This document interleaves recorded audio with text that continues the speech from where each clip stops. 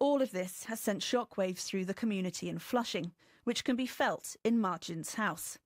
They're not worried, they're terrified, he tells me. Trump's policy hasn't impacted people here directly, but everyone is very aware that it's just a matter of time, he adds. Margin has taken some precautions, like bringing in an immigration lawyer to help explain their rights. He says the recent actions of the US government are making everyone, including those who crossed via the southern border, rethink their decision to come to America. Even people who are only halfway through their journey are beginning to reconsider their options, he's heard. He talks about some of his friends who have managed to escape China after being persecuted for a long time for religious or political reasons. He tells me they've been hiding out in Central Asia and have now given up on America and are planning on going to Europe instead. As Marjun finishes speaking, the sounds of cooking and Islamic prayers fill the house. The prayer room usually doubles up as a library, but when the house was at its busiest, the entire space was filled with recently arrived refugees getting some rest after their long journey. Dawei, a 28-year-old from Xinjiang, joins us in the living room. He fled the region during a crackdown on Muslims. Dawei has been living at Marjun's house for several months and has just come back from a visit to see his immigration lawyer. He gets out his mobile phone and shows me the route he took through Latin America to the southern border. He tells me that he was robbed in Ecuador, of rough seas and overcrowded boats, and of people falling to their deaths in the jungle. He will have to attend several court dates before he learns if he is granted asylum. His first appointment was scheduled for October, but was recently cancelled, so he's potentially in for a long wait. Is he worried? I ask. I do have a real reason for my political asylum status. I'm not too worried like the others, and I don't have a criminal record. Some of his friends, though, aren't as confident. Some are giving up, Dawei says. They have work here that they're giving up, or at least they're trying not to work while the immigration raids are happening. They're trying to hide out until things calm down before planning their next step, he says. Dawei says he is happy in the US and does feel that sense of freedom that people describe. But as our conversation finishes, he becomes emotional. He says he thinks about his mother frequently. Just hours after he left Xinjiang, she messaged to say that a number of religious scholars had been detained. He can't help but think of those left behind. That was Sophie Williams. And finally to Pakistan, where a crackdown has been launched against people keeping big cats like lions and tigers as household pets. This comes after a lion escaped in one of Pakistan's largest cities, Lahore, attacking a woman and 2 children. So far, 26 big cats have been rescued and 8 people arrested. The BBC's Pakistan correspondent, Azadeh Mashiri, joined wildlife rangers on a raid in Punjab. I stare at a lion, locked in a cage on a farm on the outskirts of Lahore. He has a large mane and a lazy demeanour. He's laying down alongside what I assume are 2 females. His wives, Fayaz jokes. He's the man who owns them. The 3 lions are playful, at times pawing at each other. There's a strong smell around us, a pungent mix of lion feces, mud and sweat, amid Pakistan's humid monsoon season. Fayaz Ahmed is widely considered to be one of the largest breeders and sellers of big cats in Pakistan. He tells me he has 26 of them on this property. But he's been warned his business model needs to change. Officials have given him 3 months to build larger cages and make his farm open to the public. These are just some of the new rules in place. I ask Fayaz how he can be so sure these animals are happy here. He says a vet checks in on them every 2 to 3 days, and that when they see Fayaz, they come over, they eat, and aren't aggressive. The male lion roars at Fayaz. He looks at me with a wry smile. Wildlife officials tell me these breeding farms are key to tackling the scourge of people keeping big cats as pets, such as lions, cheetahs, and tigers. When one lion escaped in a residential neighbourhood in Lahore a few weeks ago, the footage made headlines around the world.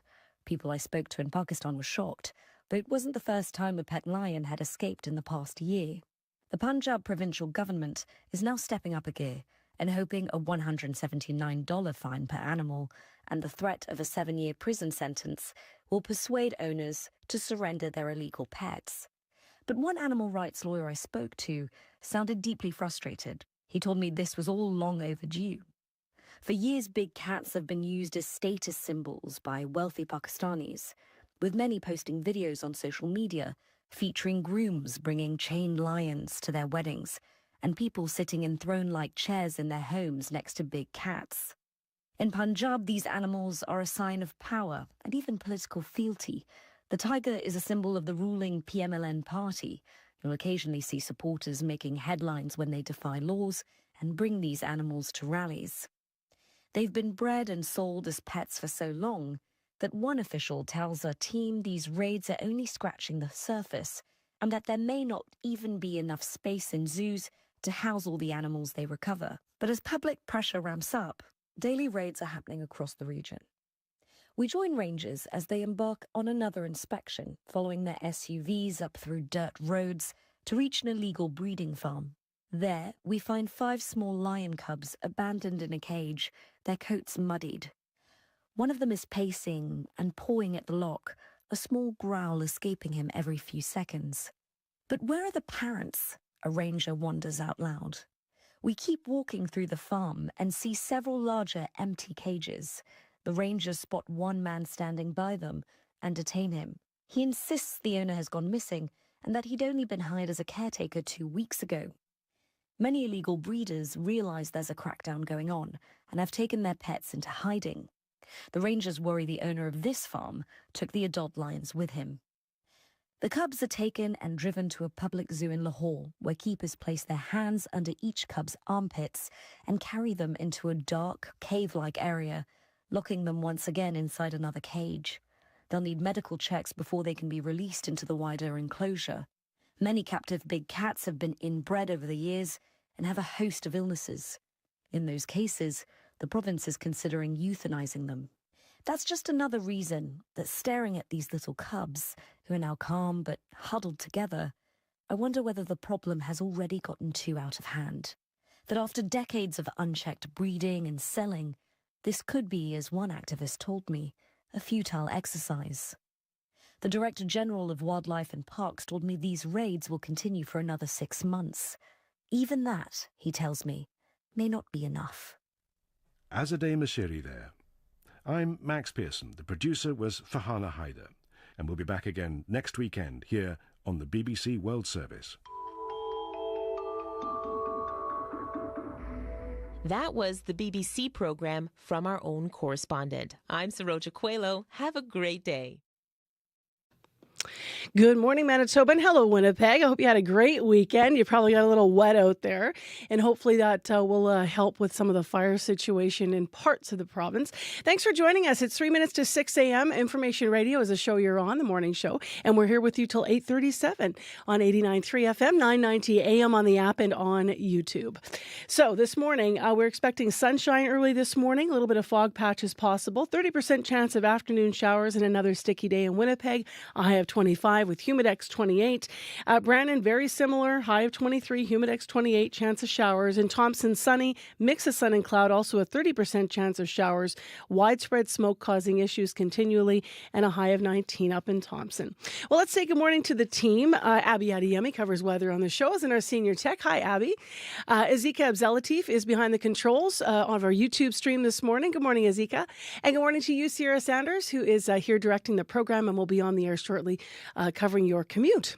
Let's find out what's making headlines this Monday morning and go over live to our news center. Heather Wells is back. Good morning, Heather. Good morning.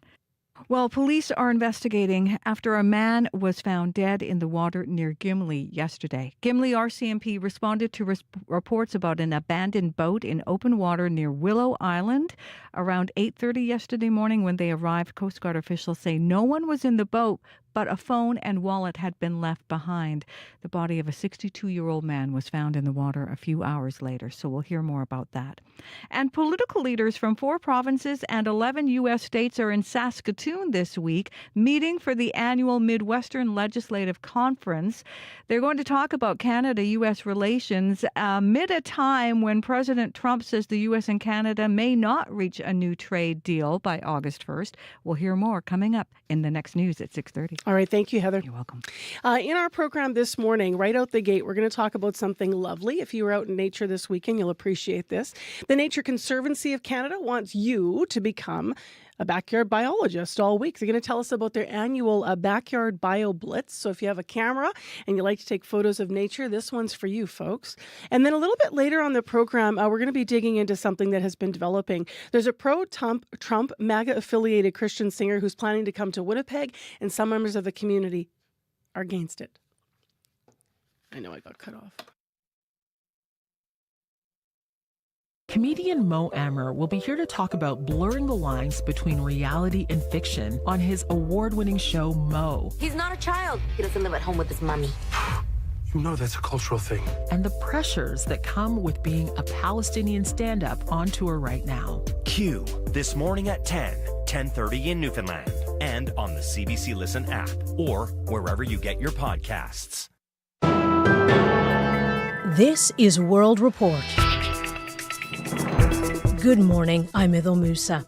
The countdown is on to this Friday, August 1st, deadline day for Canada to reach a trade deal with the United States before President Donald Trump imposes a 35% tariff on all non-CUSMA goods. Other countries have already negotiated their way to a lower rate, including Japan. And yesterday, the European Union announced it has a new deal with the U.S. Janice McGregor is in Washington, ready to take a closer look at that agreement. Janice, what do we know about it so far? Ethel, we almost need to make air quotes with our fingers every time we say the word deal here, because we have no text, no signature, no ratification through any legislative body. We're not even sure what they shook hands on. Ursula von der Leyen here appears to have entrenched 15% as a new baseline tariff that Trump wants applied across the board, but it's unclear that it really does apply to everything. Is the price of pharmaceuticals, a huge European export, going up 15%, or is the U.S. still studying separately how much Trump's really going to spike the cost of drugs for Americans? It is unclear also if alcohol tariffs, which are always politically sensitive, are sorted out in this deal. The European Commission president steered away from talking about concessions yesterday and framed this compromise using Trump's language. It is about rebalancing. So you can call it fairness, you can call it rebalancing. We have a surplus, the United States has a deficit, and we have to rebalance it. Canadians are going to note this morning that it's not clear the EU had to give up taxing or regulating tech companies, or its right to regulate generally, which, as the Americans may find out, gives all sorts of scope for EU members to not really be as open to U.S. goods, particularly agriculture products, as Trump may assume. Analysts suggest that the new foreign investment isn't wildly off what European countries could generally be expected to pump into the American economy over a 4 or 5 year period. The CBC's Janice McGregor in Washington. Thank you. You're welcome. Cambodia and Thailand have agreed to stop the latest round of fighting along their shared border. The ceasefire goes into effect at midnight. This breakthrough is the result of a round of peace talks in Malaysia. Malaysian Prime Minister Anwar Ibrahim says several countries will work together to make sure this leads to lasting peace. The foreign ministers and defense ministers of Malaysia, Cambodia and Thailand have been instructed to develop a detailed mechanism for the implementation, verification and reporting of the ceasefire.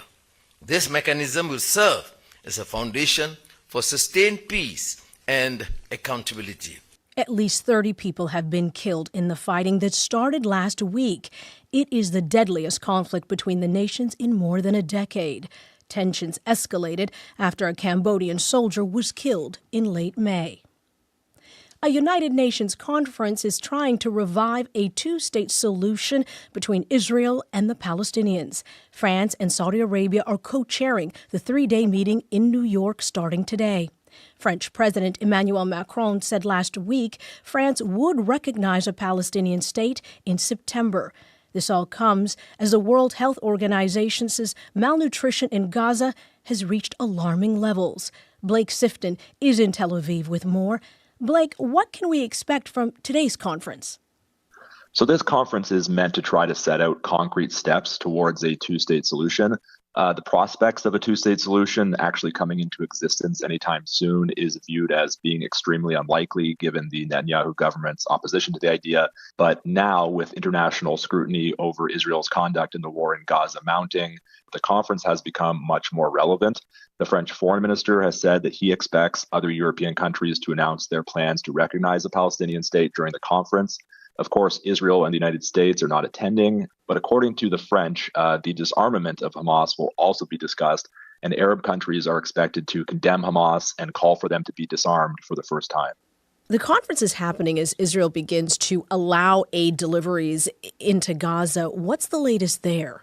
On Sunday, the Israeli military began limited pauses in fighting in 3 populated areas of Gaza to allow for the distribution of humanitarian aid, part of measures that also included airdrops of aid.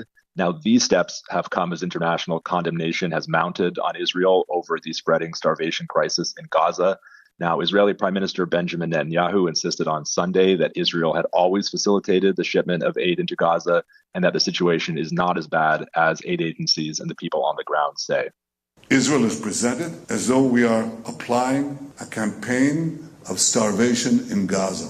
What a bold-faced lie. There is no policy of starvation in Gaza, and there is no starvation in Gaza. Aid organizations have previously said that some 600 trucks of aid need to enter Gaza per day to meet the population's needs. And even with these new measures, the number of trucks entering per day is still far below that number. Reporter Blake Sifton in Tel Aviv. Thank you. Thank you. The rebel Houthi group in Yemen says it is entering a new phase of operations against Israel. A Houthi spokesperson warns the group is going to start targeting ships that belong to any company that does business with Israeli ports, regardless of their destination or nationality. For the past 2 years, the Iran-backed Houthis have been targeting merchant ships in the Red Sea in response to the Israel-Hamas war in Gaza. There is a new warning about increased flood risks in areas where there is clear-cut logging. Environmentalists and forest managers have long had issues with the practice. A new Canadian study recently published in the Journal of Hydrology shows it can make catastrophic floods up to 18 times more frequent for decades. Sharia Chitri reports. The northern-oriented watershed was super sensitive. Yunus Alila is a hydrologist at the University of British Columbia. His team of researchers studied 2 adjacent watersheds in North Carolina clear-cut in the 1950s. One faced north, the other south. They confirmed the direction a slope faces when it's logged greatly affects flood risk. On north-facing slopes, flooding became 18 times more frequent and more than twice as large. Because the north side gets less sun than the south, the soil stays wetter year-round and can't absorb more water. Therefore, the floods are higher. Leela says current flood models don't account for this and warns that clear-cutting in BC may be far riskier than assessments suggest. We can use the way Mother Nature designed the landscape to better manage the forest. He wants BC to require full watershed and terrain reviews before logging, especially in flood-prone areas. Jens Wieting with Sierra Club BC says the study backs what environmental groups have long warned about. Clear-cutting can make climate change impact worse. He says there is a better path forward. One of the most important things we can do is move away from clear-cutting towards selective logging. Forestry is a major industry in BC, and the province says it welcomes the findings and is advancing new forest planning tools and logging strategies to reduce flood risk. Shauri Chetri, CBC News, Vancouver. British Columbia is trying something new to improve its overstretched and under-resourced rural healthcare systems. It's combining in-person and virtual care. Jennifer Yoon reports.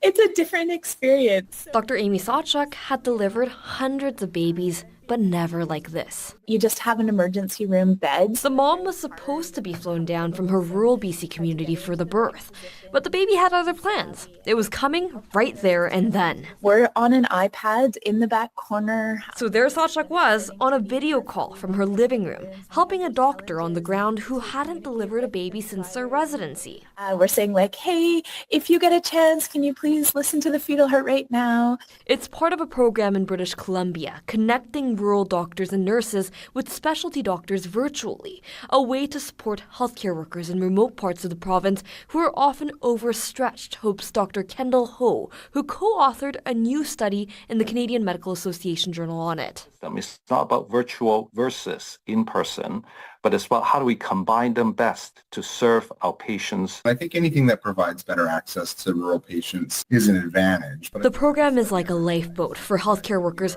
who really need the support, says Dr. Gavin Parker, who heads the Society of Rural Physicians of Canada.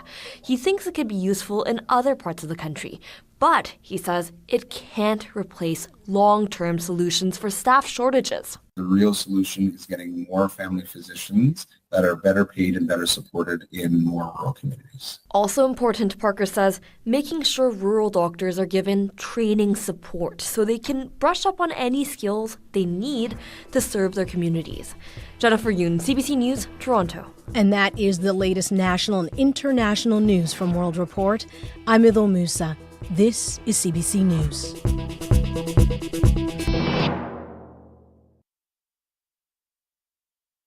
Good Monday morning, everyone. I'm Marcy Marcusa. This is Information Radio on CBC, 89.3 FM, 990 AM on the app and YouTube. Tons of rain in southern Manitoba yesterday. We'll get a little more today, potentially. But mostly we're going to be sunny. We're starting misty. It's 14 degrees in Winnipeg, and our full forecast is coming up here for you in just a couple of minutes. Well, if you're out enjoying nature this weekend, we've got something for you right off the top of the show. Nature Conservancy of Canada wants you to become a backyard biologist this week. We're going to hear all about their Backyard Bio Blitz, which is coming up, and what does that mean for you and your camera? We'll find out. Also this hour, how much walking do we really need to do in a day for health and fitness? Now, maybe you're one of these people, or you certainly know one of these people that's got that maybe watch on their wrists and they're constantly counting steps. Well, apparently the number of steps that you've been told you should be taking in a day might not be quite right when it comes to the optimal health. So we're going to find out all about that. 10,000, by the way, is the common fitness goal, but there's some new information out about that. So that's coming up this half hour as well. Right now, let's go to Heather Wells. There's been a lot of news that's developed over the weekend. She's in our news center with your headlines. Good morning.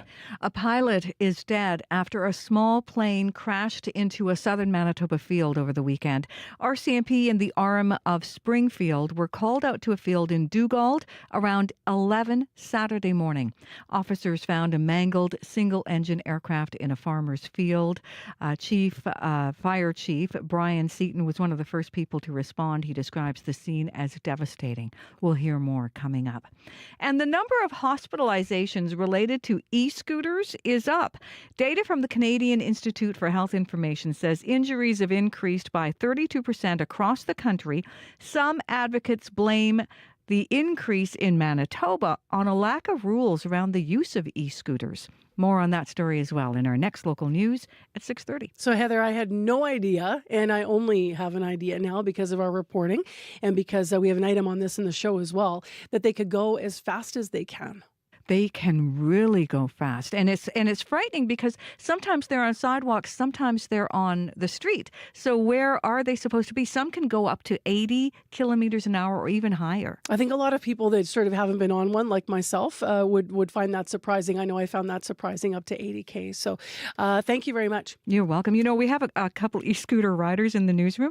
I can't even test it out. I just don't have the balance. That's it's an amazing thing when you can go that fast on something like that, but you need to be protected. Yeah. So we'll learn more about that through the morning. Thank you.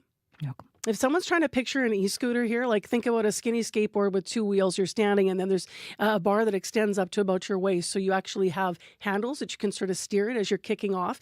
And of course, then you have that electric motor that's helping you go that fast. So more on that a little bit later. We will also get into the commute in a minute, but we first need to get to weather. Abby's been waiting patiently. What's up today? Good morning, Marcy. We got smoke affecting air quality across a large portion of the province. We're talking about in the south all the way into the north. Arborg and surrounding areas, we're going to see smoke there. All the way into Island Lake, the power flame from Thompson, surrounding areas. We have smoke there, and it's making it really hard to breathe and even also causing poor visibility. So So it's this smoke, based on the wind condition, it will be changing from a place to place. So you need to take care out there. Winnipeg right now, 14 degrees. We also have smoke in the city. The morning I spotted some fog patches on my way in this morning. We have it. It should be lifting as you get into the day. We're expecting plenty of sunshine as we also get into the morning. Then we'll see a transition to a mix of sun and clouds. For Winnipeg, there's a slight chance of showers in the forecast sometime in the afternoon, and then the smoky conditions will come back fully during the afternoon period, making it really hazy for the afternoon period. So you need to take care. We'll see temperatures warming up to 25 degrees, and currently in the southern part of the province, we're seeing temperatures around 15 degrees, and up north we're seeing 6 to 14 degrees with really smoky conditions. But right now, Winnipeg, we are at 14. We will get to 25, but the humidex is going to be close to 29 today. Sticky again. All right. Thank you, Abby. One. Yep. Thank you. We need to get into the commute now, whether you're e-scooting or you're walking or you're driving. What's up, Sierra Sanders? Good morning. Nothing major developing out there on the roads right now, as it is just kicking off the show. People are waking up, getting out on the roads. But I wanted to let people know that the current Louise Bridge closure has been extended. So the bridge originally closed on May 23rd of this year for its annual inspection and maintenance. But during that annual inspection and maintenance, they uncovered some extra work that needed to be done. So unfortunately, that closure is extended now until early September. Not an exact date, but it's anticipated to open in early September. So that closure has extended. So keep that in mind if you were hoping that bridge would open up. Unfortunate, but it happens. So find an alternate route if you can. If you're seeing anything out there that's slowing you down, you can give me a call on the CBC commuter line. The number is 204-788-3093.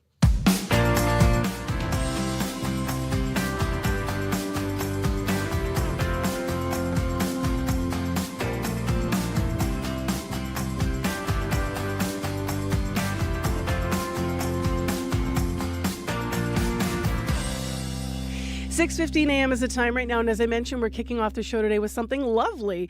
The Nature Conservancy of Canada does want you to become a backyard biologist this week. So it is their annual Backyard Bio Blitz that I'm talking about. It kicks off today. It's a week long. It's a citizen science event, and it encourages you to get out into nature and have a closer look at the different species living around you.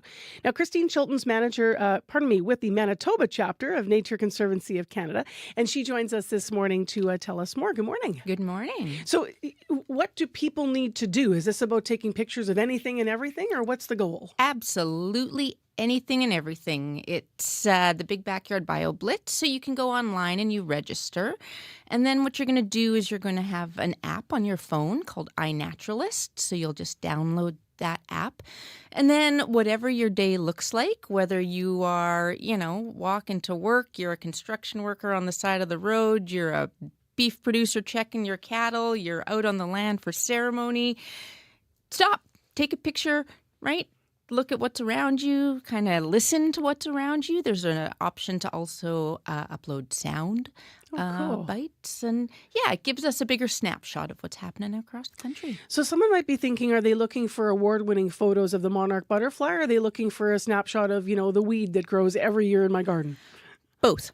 Okay. So one of the things that, we want to capture is, we have brilliant scientists all across Canada, but there can only be so many places, right? And it's one of those things that everybody can take a picture of something, and it all forms together to build one bigger puzzle.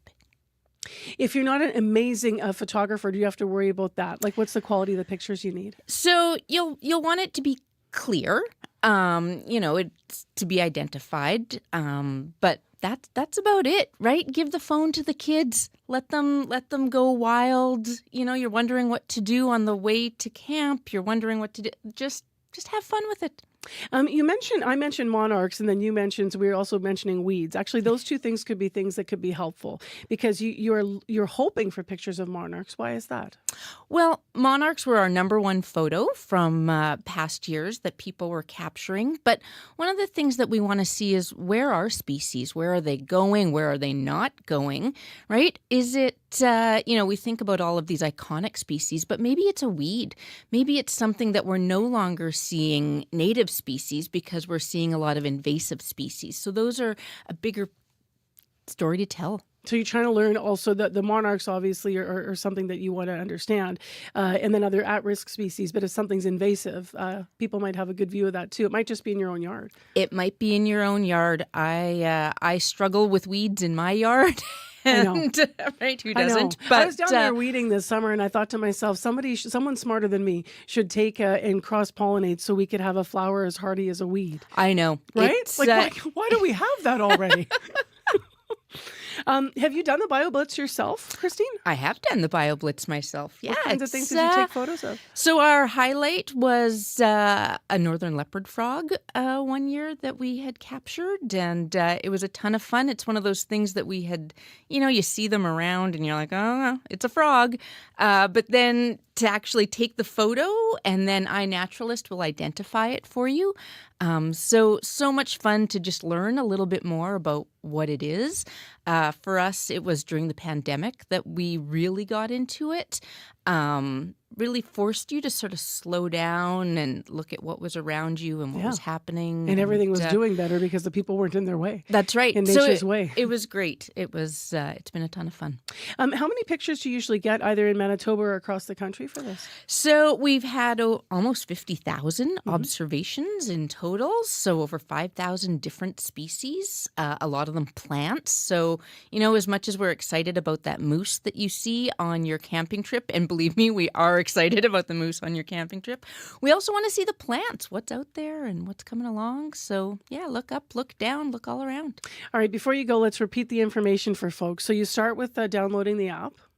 Absolutely. So, you can start with registering. It's backyardbioblitz.ca. Okay. And then you'll go over to your phone and you'll download the iNaturalist app. Perfect. Thanks for coming in early on Monday. I always say there's a special prize for people that do that in the show. I'm better early than late, so we're good. Me and you both. Take care. Thank you. Thank you. That's Christine Chilton in studio with us live at CBC downtown Winnipeg here. She's with the Manitoba chapter of Nature Conservancy Canada. And so this is the week. You can learn more about participating in the BioBlitz at the backyardbioblitz.ca website. As mentioned, backyardbioblitz.ca is where you want to start and where you can register. If it happened today, find out today. That's the power of having the news in your hand. Get late-breaking news from reporters across the country, straight to your mobile device. Customize your experience with news from your region and what matters to you. Whether it's big headlines, detailed articles, live events, or on-demand video, CBC News has got you covered. Connect to the world. Download the free CBC News app or visit cbcnews.ca. 6:22 a.m. is the time right now, and in Winnipeg, misty 14, Brandon's misty and 12. Thompson's a cold spot in the province. It's smoky and 4 degrees right now up in Thompson. Remember, if you need us on your morning commute, call Sierra at 788-3093. And stay tuned because in the news at 6:30, we're going to hear more about something that happened in Gimli over the weekend. So stay tuned. That's coming up. Right now, though, many of you might be starting your day with a goal about how much you're going to walk. Usually it's 10,000 steps to boost your health and fitness. But it can be a struggle to meet that daily target, and a lot of people fall short.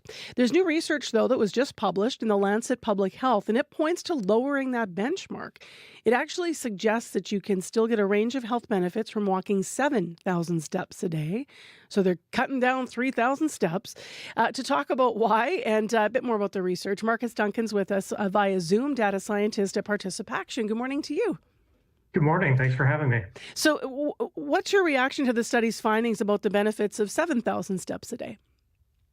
Well, that 10,000 steps per day marker was actually sort of created by a pedometer company when they were entering the market as a target to try and hit.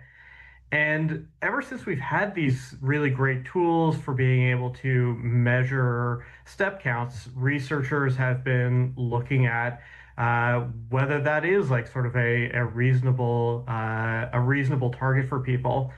And the evidence over the last few years has pointed towards maybe a little bit lower of a threshold in that 7,000 to 8,000 step mark, where you still see major benefits from getting in a little bit of movement every day. What's interesting to me is it correct that what you said there about the pedometer company, that goes back to like the late 60s? Yeah, it's a really great tool that when I was doing my master's degree, I even had to do a project with it because it's widely seen as a very good measure of step counts. But, part of research is evaluating our assumptions and making progress. And it seems like that 10,000 steps is still good, but you might still be able to accrue some major benefits with a slightly lower target. Okay, so what are the health benefits of walking 7,000 steps a day then? So the study that came out last week did this really great job of aggregating a bunch of different studies that have been done over the last decade and a little bit beyond, looking at major health outcomes that we already know tend to be associated with physical activity. And these are things like all-cause mortality, so whether anyone in the study passes away during the follow-up period, risk of or incidences of cardiovascular disease or cardiovascular mortality, but also things like dementia and preventing depression. And sure enough, they found that, yes, steps and getting more steps is associated with lower risks of a lot of these negative outcomes. Were they able to determine like what the difference was? So if I'm walking 7,000, I have lower risk, but how much more is it lowered if I actually do the 10,000? Or are there other areas of health that were better affected or improved by the 10,000? Were they able to determine what that gap signified? Yeah, so the paper, that's actually one of the main sort of things that they look at, and it's going to be a little bit different for all of these outcomes. But what they were looking at is this curve of the dose response. And that's where this 7,000 is really coming from. So going from 4,000 steps to 7,000 steps, that 3,000 step difference, that's a lot more impactful than going from 7,000 to 10,000. Now, all of those things are better than doing nothing. But it seems to be that the benefits tend to taper off a little bit in that 7,000 to 8,000 range. What do you think the public health message is with these findings? We've been saying this for a long time already, is that any opportunity to make room to move is a good opportunity. Some movement is always going to be better than no movement. But that being said, I think if you are starting out, targeting that 7,000 steps is great, but so is just doing better than yesterday. If you're someone who's struggling to get physical activity into your daily life, then looking at your past habits and improving on them is the first step in the right direction. You already mentioned this, but there's obviously no danger in walking more if you want to. But is there a danger in the counting method? It's interesting because I watch people celebrate when they hit their count and look at their watch. Then I also watch people feel sort of gutted if they don't hit their count. Yeah. So what would you say about being mindful around our goals? Yeah, I think that's a really good point. It's important to not, beat yourself up when you don't meet these goals, but rather assess where things could be improved and what were the barriers that prevented you from achieving that, whether it's, through capability, motivation, or some sort of opportunity where something came up. And then trying to restructure our days and our daily lives to be able to, make that room to move in our habits in our daily life. Thanks for your time this morning, Marcus. Anything to add that I neglected to ask you about? I think with steps and any time you're talking about physical activity, it's really important to recognize that some of these things are really calibrated for able-bodied people. So steps are not going to be a great measure if you have mobility issues or you use an assistive device. And there's still opportunities for people with disability to engage in physical activity. And why Canada's 24-hour guidelines recognize minutes of moderate to vigorous movement. So anything that makes you sweat, breathe a little harder, or raise your heartbeat. And so there's still ways for people to participate, even if step counts aren't the right metric for you. Important to mention. Thanks for your time today. Thank you so much for having me. That is Marcus Duncan, a data scientist at Participaction. As wildfires impact our province, keep up to date with CBC. For the latest information, listen to CBC Radio 1. Visit cbc.ca/Manitoba or the CBC News app. For people who have a limited data plan or are running into spotty mobile service on the road, visit cbc.ca/lite. That's cbc.ca/LITE.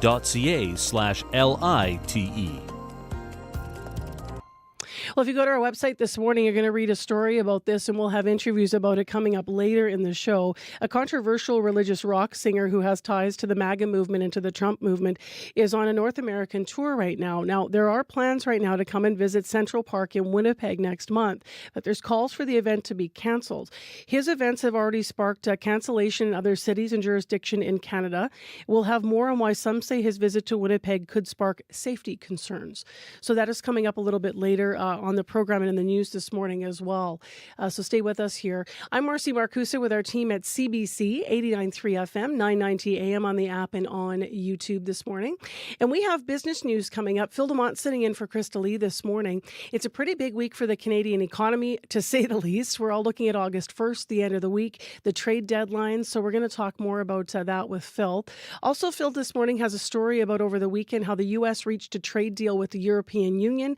You might have heard part of that on World Report this morning. We're going to hear more about what the agreement actually says about the Washington tariff policy.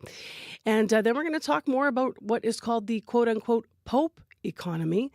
And we're going to hear more about how that's impacting the city of Chicago, where Pope Leo hails from. So stay tuned for that. Right now, though, your CBC Winnipeg News. This is CBC News. Good morning. I'm Heather Wells in Winnipeg. At 6:30, it's 14 degrees. Sunny first, a mix of sun and clouds later. Local smoke also moving in as the wind becomes northwest near noon today. Our high is 25. A pilot has died after a single-engine plane crash in a southern Manitoba field on Saturday.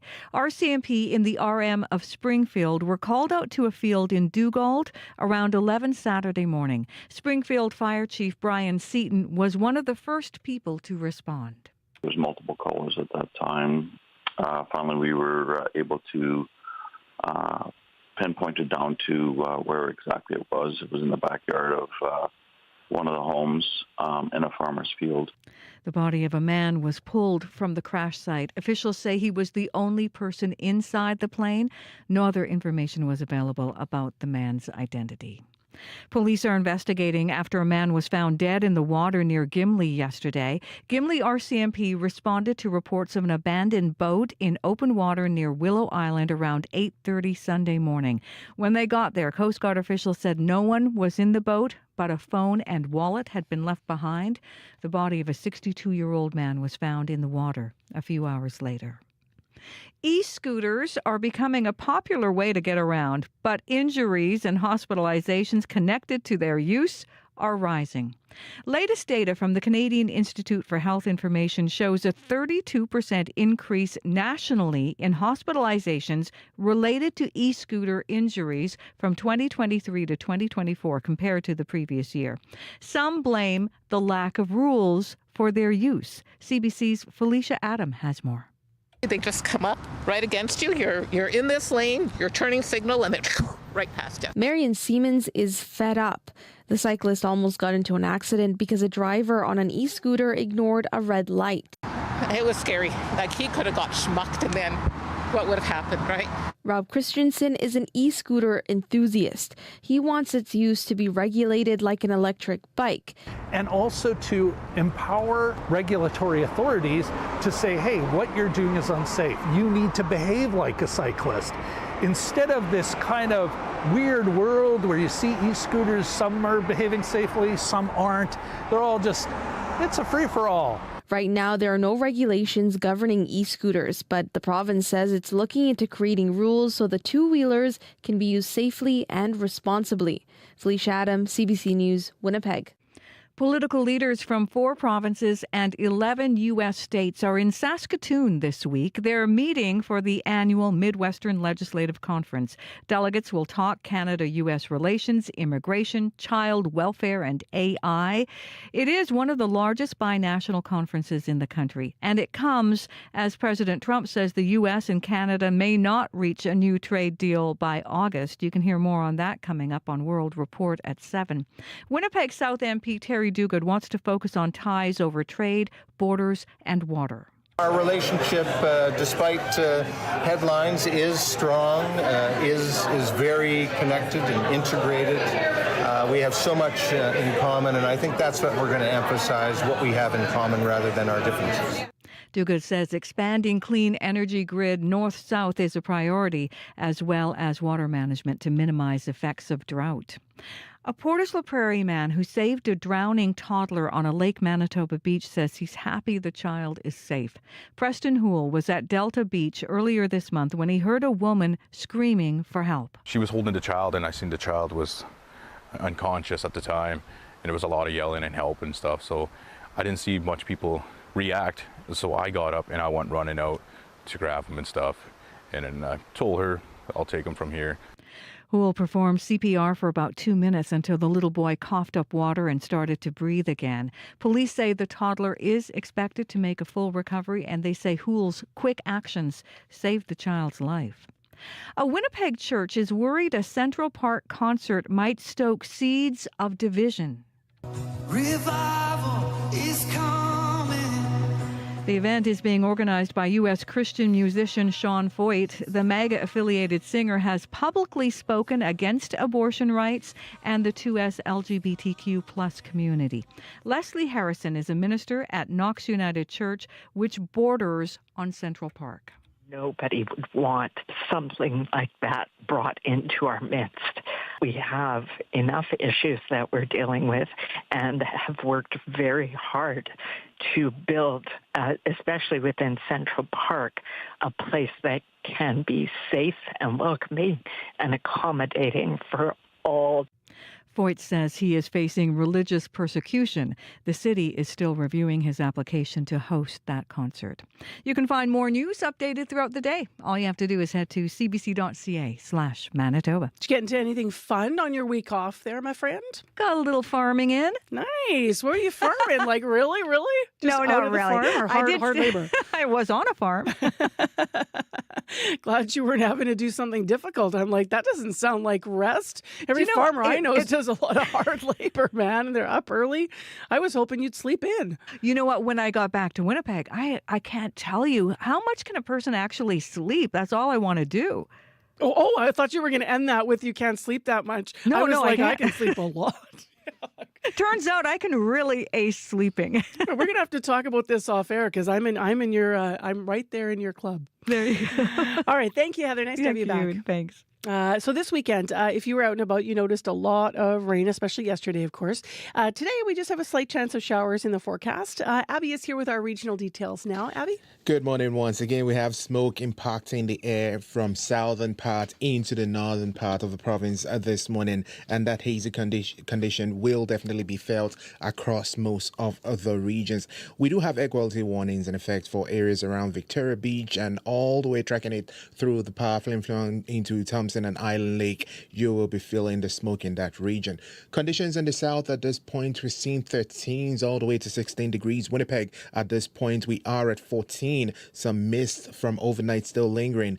We're going to see some sunny conditions very soon. Then it's going to be a transition to a mix of sun and clouds by the afternoon period. A slight chance of showers and local smoke will be coming our way later in the day with the winds coming from the northwest, and it's going to feel mild with that humidity getting close to 29, but our high for today will be around 25, but the humidity makes it feel closer to 29, 30. Similar conditions we're seeing in the Pembina Valley region this morning, more than Winkler to the Morris. We're seeing smoke in that region at this point, 16 degrees, warming up to 24. However, the humidity there as at now is already close to 30. We're already seeing like it feels like 30 degrees in that part of the province. Brandon is at 12. Misty conditions also we're seeing there. Cloud cloud covering will increase through the day. There's a slight chance of showers, and we'll see highs around 23. Dauphin is currently sitting at 14 with misty conditions similar to what we're seeing in Brandon this morning. We'll see a mix of sun and clouds in that part of the province, and then it's going to turn breezy at some points with the winds coming from the northwest. Highs will reach 24, and tonight will stay partly cloudy. Gimli is at 13 degrees at this time, more like we're expecting a sun and cloud mixture throughout the day for the interlake regions, though we're waking up to fog patches in that part of the province also this morning. Today's high will reach about 23, 24, and the humidity also close to 29, 30. Now we're looking at conditions in the northern part of the province where we have that smoke concentration, the power flim flong. We see haze. That's what's dominating the sky in that part of the province. That air quality is really, really poor in that area, so you need to take it easy. We're looking at temperatures hovering 13 and 14 degrees in the region. Highs will be near around 20 degrees, and it's going to stay really smoky all day, even into tomorrow. Thompson, we're looking at 6 degrees already. Sunshine crawling into that part of the province. Some clouds will roll in later. There's a small chance of showers in Thompson. Highs will reach 19 degrees, and then further north we're seeing 9 degrees also in Churchill. Mainly sunny skies at this point. It's going to turn cloudier. There's a chance of showers, and the winds will be coming from the northwest later. A bit cooler in that part of the province this morning. We'll see highs around 15 degrees. So temperatures across board, we're looking at between 6 degrees in Thompson to about Winnipeg is at 14 right now. All right, thanks, Abby. Thank you. Besides the Louise Bridge closure, which is still ongoing, we haven't heard of anything brand new this morning that we should be reporting in your commute. Call us if you need to update that, though, please. It's 788-3093. It's time now for business news with Phil Demont, who's here with our report on CBC. Hi, Phil. Hi, Mercy. So obviously it's a big week for the Canadian economy. We're all looking at August 1st. What's the more important piece, though? Interest rates? Because that's also this week, or trade?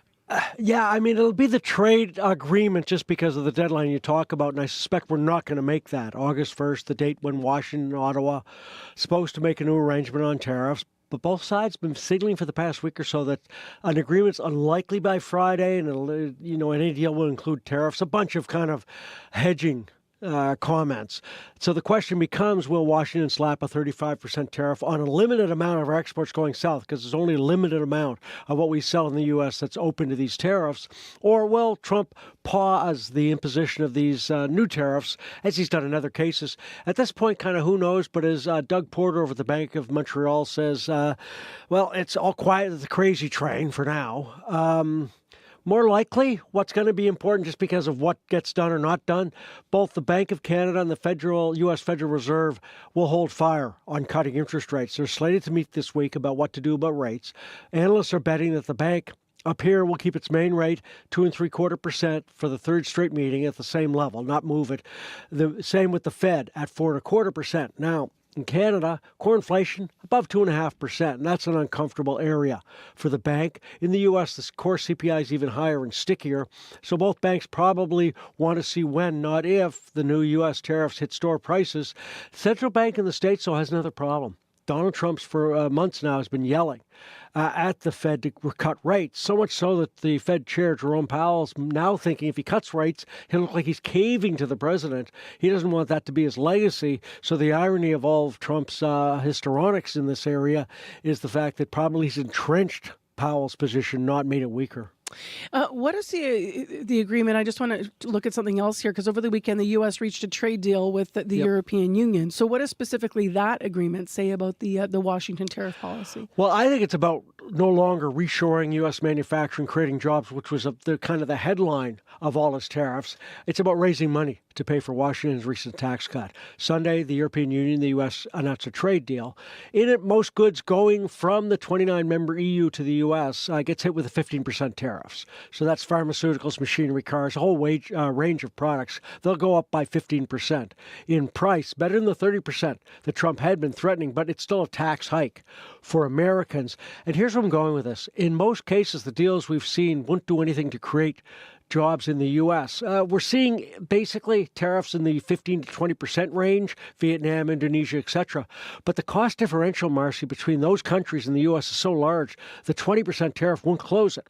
So in Vietnam, the average salary for a worker in manufacturing, about $260. In the U.S., it's more than $7,000. 20% tariff there won't eliminate that gap. So there's not a lot of jobs coming to the States because of the tariffs. But his most recent tax cuts, that'll cost the U.S. Treasury $4.5 trillion over the next decade.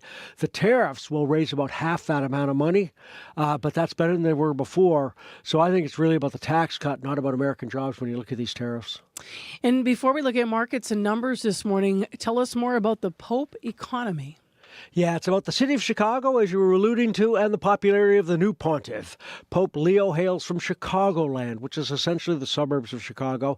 Now small businesses in the Windy City flogging all things Leo. Dalton, 23 miles south of Chicago, just bought Pope Leo's childhood home in that village for $375,000. Wants to turn it into an historical site. Makes sense. You can buy a T-shirt with the new Pope holding 2 cans of beer above the slogan, the Chicago Handshake. Burning Bush Brewing sold out of its Da Pope beer so quickly it wants to make the limited edition blue permanent. The oddity, the brewery's owner is a former Presbyterian minister. Even the woeful Chicago White Sox have seen a bump in ticket sales. That's after Leo, who's a lifelong White Sox fan, was seen wearing a team cap at the Vatican. No dollar amount attached to this popish frenzy, but one estimate has the number of tourists going to Chicago jumping 10 to 15%, all because of Leo. True story. Back in the day, my mom had a Pope soap on the rope. Really? In the 80s, yeah, from his visit here to Winnipeg. That was cute. Pope John Paul, yeah. We never used it. It's just there. I guess you couldn't, because you know they get into your armpits. Yeah, no one wants to put the Pope in the pit. What's happening in the market so far this morning? The EU trade deal, good or bad, at least buoys the market a bit today. So France up more than 0.5%, Germany up as well. UK's down, but only slightly. The Washington and Beijing continue their talks on trade, so Shanghai and Hong Kong, those markets are up. Oil up 81 cents, $65.97 a barrel. Gold's up $1, $3,337 an ounce. And the Canadian dollar down more than 1/10 cent, trading at 72.83 cents U.S. All right, thanks a lot, Phil. Thanks, Marcy. That is Phil DeMont with our CBC Business News.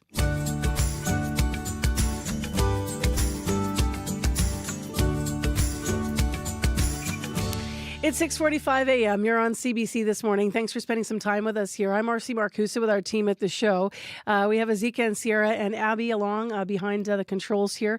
And thanks for being with us. Lots of smoke in the air. We do have advisories and air quality warnings that continue across Victoria Beach and Nopaming into Hecla, Little Grand Rapids, as well as Waterhen. And then it extends through Flin Flon, Cranberry, Cross Lake, Woboden, and also down here to a little bit further south in Island Lake. Leaf Rapids, of course, which you likely can guess, and then Puckatawagan and Lynn. So lots of smoke quality and advisories. It's misty right now, though, in Winnipeg and in Brandon, and it is smoky up in Thompson. Well, next on the show, a Métis professor is on a mission to save a field of sacred medicinal plants. In the spring, a field of sage at the University of Alberta was accidentally mowed down. Now, that cleared the way for thistle and noxious weeds to take over. CBC Indigenous reporter Samantha Schwentek went to find out how the fight against the thistle's going. So my name is Dr. Willow White. I'm an assistant professor in the Department of Fine Arts and Humanities at Augustana campus of the University of Alberta, and I'm also a citizen of the Métis Nation of Alberta with ancestral connections to Red River through the Inkster, Sutherland, Cook, and Anderson families. You're here visiting today a plant walk that I just helped to install on our campus called Our Plant Relations. We're standing in front of the first sign of the walk for a total of 7 signs that take you through some of the beautiful natural areas of our campus.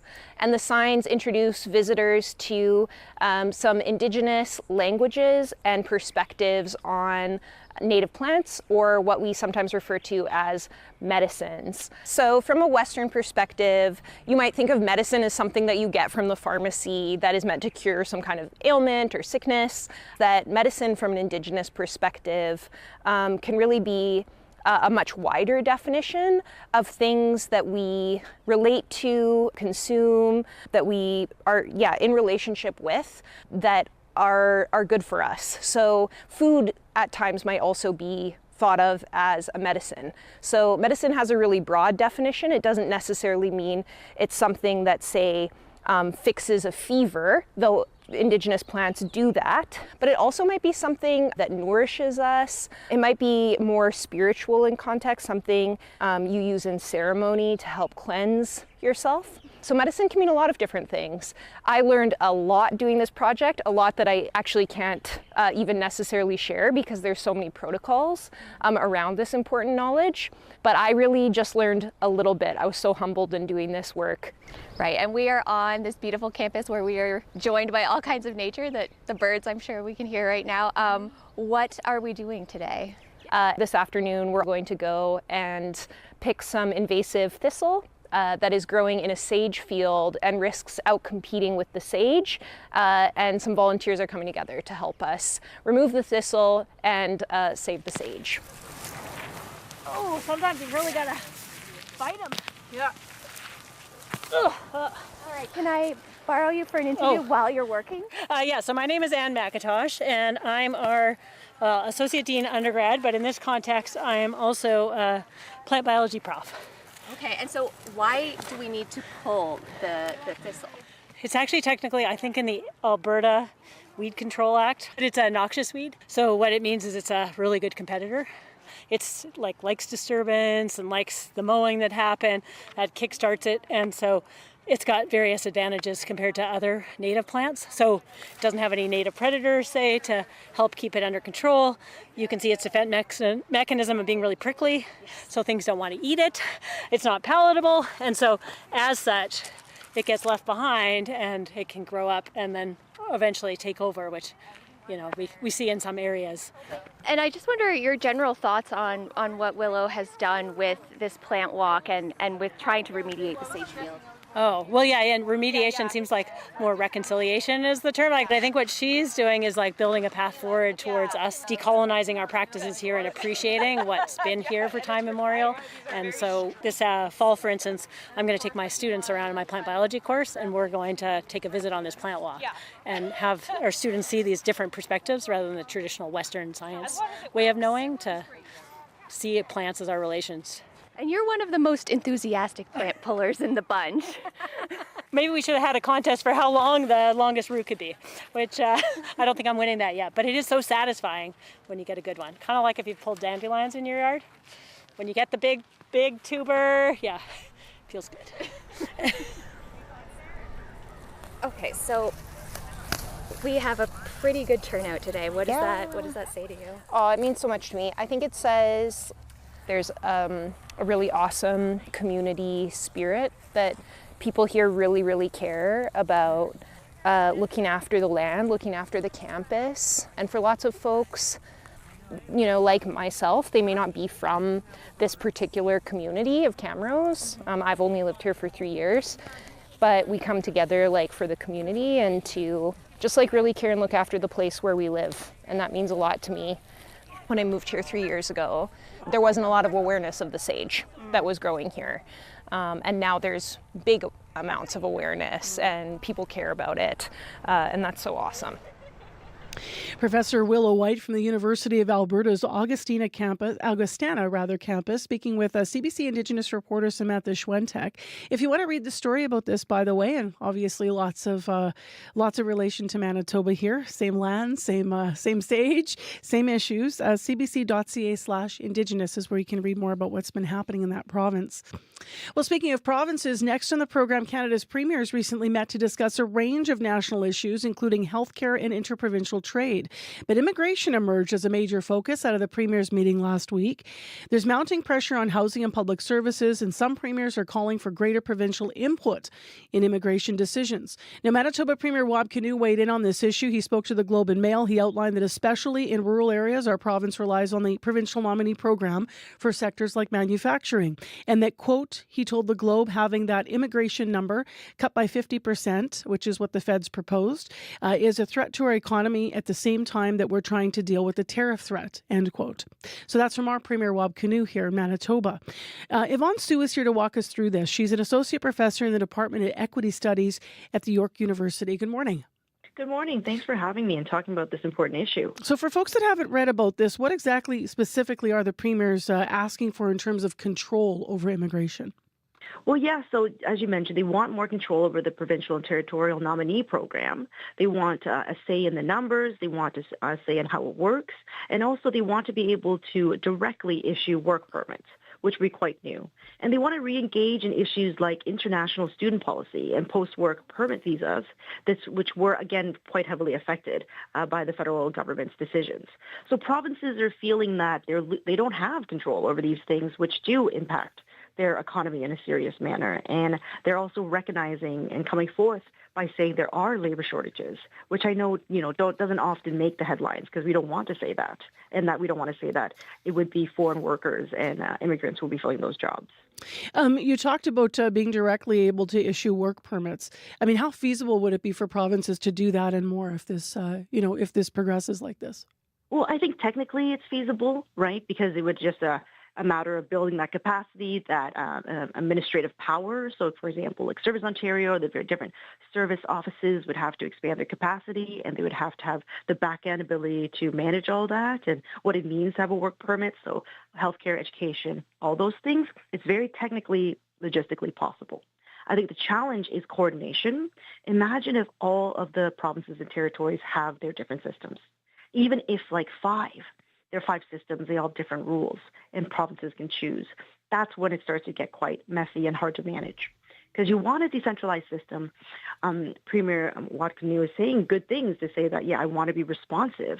But if each province is being very specifically responsive to their needs and not in consideration of other provinces' needs, it can get quite messy, especially if they start to compete against each other for specific types of labor.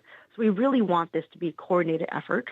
And I'd also say that politically it's challenging because for the last, 2-3 years, Canadians have heard over and over again by these same politicians that immigration is an issue.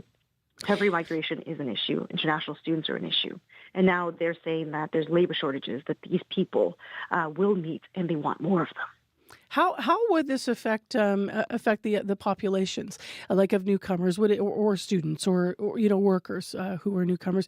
Would it make it easier or harder for them to settle and move between provinces? Do you think? So they haven't worked out the logistics of it. This is very early days, but I would say that if done well, it could definitely make it easier, and it could actually bolster our economy altogether by making it faster and easier to get work permits, and other types of bureaucratic issues or hurdles are taken out of the way. But in practice, it'll likely make it more challenging because, again, if they do end up with different systems or rules and it's more of a patchwork, you've got prospective immigrants looking at us and being, okay, which province do I want to go to? What are their rules? And certain provinces might be like, well, I'm going to get you a work permit in a few days. And another province might be like, well, we don't have as much money and capacity, so we're going to have to wait, the usual month or so. And we won't offer you this because we can't. So we don't want that situation, and we really want the premiers to be working together so that it can be good for our population, but also the newcomers themselves. What do you think the overall impact could be on immigration, just in the wider view in Canada? I think that if it's done well, and there's a lot of coordination, it really makes us stronger. And it also gives the voters and the citizens more confidence in the system, that these labor shortages, these changes in the system are to meet these specific labor shortages. And it also tries to sidestep that anti-immigrant rhetoric by saying this is kind of just what we need. Our birth rate is low. There's lots of people retiring. So this is a very well-matched system. But if it's not done well, then we would lose control, and there isn't a higher-up coordination at the federal level. I don't think that's going to happen, but we really don't want the rules to incentivize competition and this lack of coordination. So that's where we have to be really careful. It's interesting because most of the premiers have weighed in on this and wanting something to change about it. So we'll see what happens next with the structure of on. All right, thank you for your time and analysis. Thank you. That is Yvonne Sue. She's an associate professor in the Department of Equity Studies at York University. It is now 3 minutes to 7 o'clock on 89.3 FM, 990 AM on the app and YouTube, Monday morning. Hopefully you're having a good one. And if you're just off, and maybe you're home with the kids and really leaning into the summer vibes, one more week of July here. We'll be at August by the end of the week. We're almost at that time, and maybe I'll ask this morning to ask about your midsummer highlight. So we can take calls on that, 788-3205. Right now, let's go to Heather Wells. Let's find out more about what's developing in news. We have a number of very serious stories developing in news. Good morning to you, Heather. Good morning. Yes, a tragic end to a search that started when an abandoned boat was found on Lake Winnipeg. Gimli RCMP were called to open water near Willow Island around 8:30 yesterday morning. When they arrived, Coast Guard officials said no one was in the boat. The body of a 62-year-old man was found in the water a few hours later. The number of hospitalizations related to e-scooters is up. Data from the Canadian Institute for Health Information says injuries have increased by 32% across the country.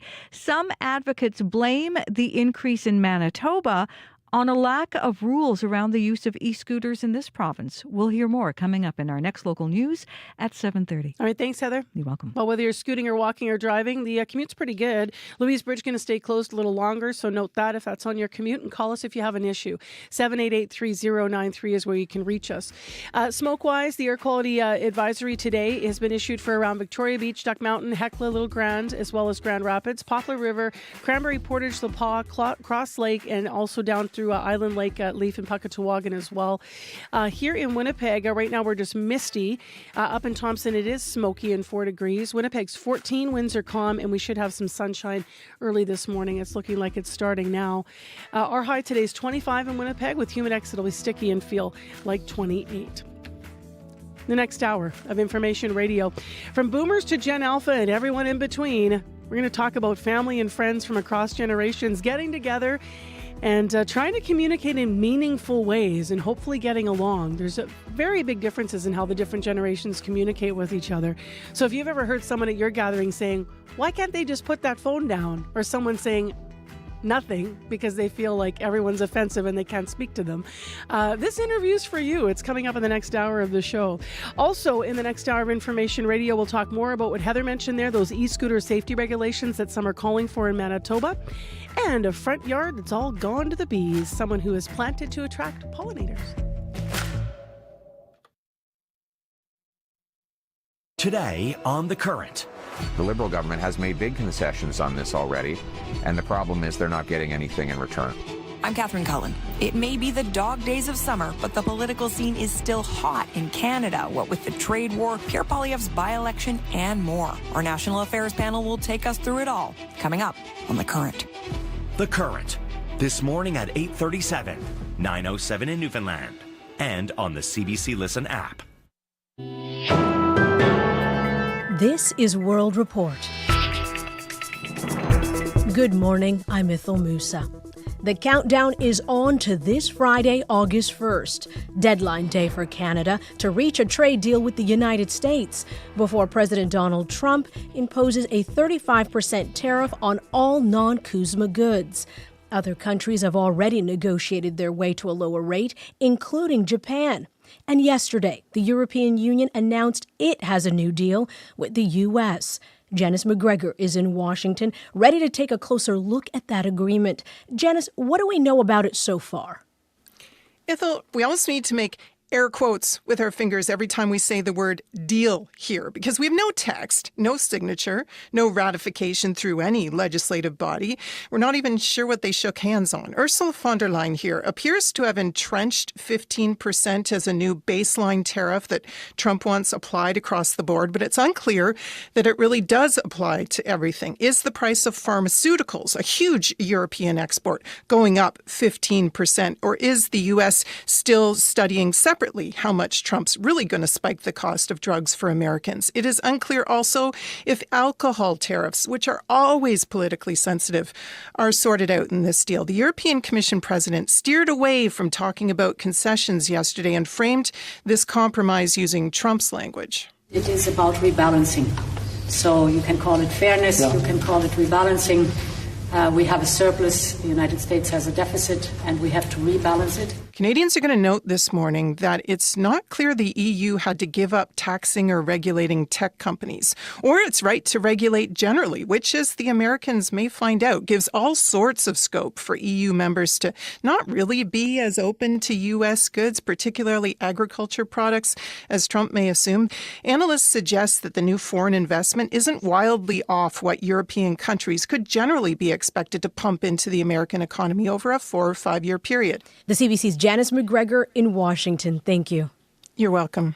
Cambodia and Thailand have agreed to a ceasefire starting at midnight. It brings an end to days of clashes at their shared border that was threatening to spiral into a bigger conflict. Malaysia's prime minister mediated today's talks, but it's still just a first step towards lasting peace between the neighboring countries. Patrick Falk reports from Singapore. The agreement today is potentially a first step towards lasting peace between Thailand and Cambodia. A meeting between the two sides was organised by Malaysia, current chair of the ASEAN regional bloc. Prime Minister Anwar Ibrahim urged both sides to come to the table last week to try and resolve the crisis. It seemed like it might be elusive up until today. Thailand was reluctant even to participate, previously saying bilateral negotiations with Phnom Penh was the only way forward. Towards a de-escalation. Then, following the face-to-face in Putrajaya, a breakthrough announced by Prime Minister Anwar. Prime Minister Hun Manet and Acting Prime Minister Phumtham Vichayachai have expressed their positions and willingness to immediate ceasefire and return to normalcy. Also participating in the talks, representatives from China and the United States. Earlier, President Donald Trump warned there'd be no tariff deal with either Thailand or Cambodia if they didn't put a stop to the fighting. With an August 1st deadline for cutting deals looming, pressure was on. But it's hard to say if there'll be sustained peace. Malaysia says it will observe and verify efforts from both sides. Patrick Falk for CBC News, Singapore. Ambulances moved through a crowd in Bangkok. Thai police say 5 people were killed in a shooting at a busy food market in the capital. 2 people were also injured. Officers say the gunman later shot himself. Security guards who worked at the Ortor Core market are among the victims. The market is a popular place among locals and tourists. There is a renewed push this morning to get humanitarian aid into Gaza. Israel is pausing military action for 10 hours each day so trucks can enter. Critics say enough aid is not getting into the territory. Humanitarian groups are warning of the spread of famine, while Israel's prime minister denies starvation is happening. Crystal Gamansing reports. Our whole focus, unrelentingly, is getting that aid moving. Tom Fletcher is the UN's emergency relief coordinator. He calls the new daily pauses in fighting a start, but maintains only a ceasefire will ease the crisis in Gaza. Way too many people are dying. We've got to stop this conflict. We've got to get the aid in. We've got to get the hostages out. The tactical pauses were announced Sunday. They apply to Gaza City, Deir al-Balah, and Mawasi. Israeli officials said secure routes would allow for aid groups to collect and move goods to those in need. However, Prime Minister Benjamin Netanyahu outright rejected the notion Gazans are starving. There is no policy of starvation in Gaza, and there is no starvation in Gaza. We enable humanitarian aid throughout the duration of the war to enter Gaza. Otherwise, there would be no Gazans. By mid-Monday morning, Israeli officials said more than 100 trucks had been distributed by the UN and aid groups.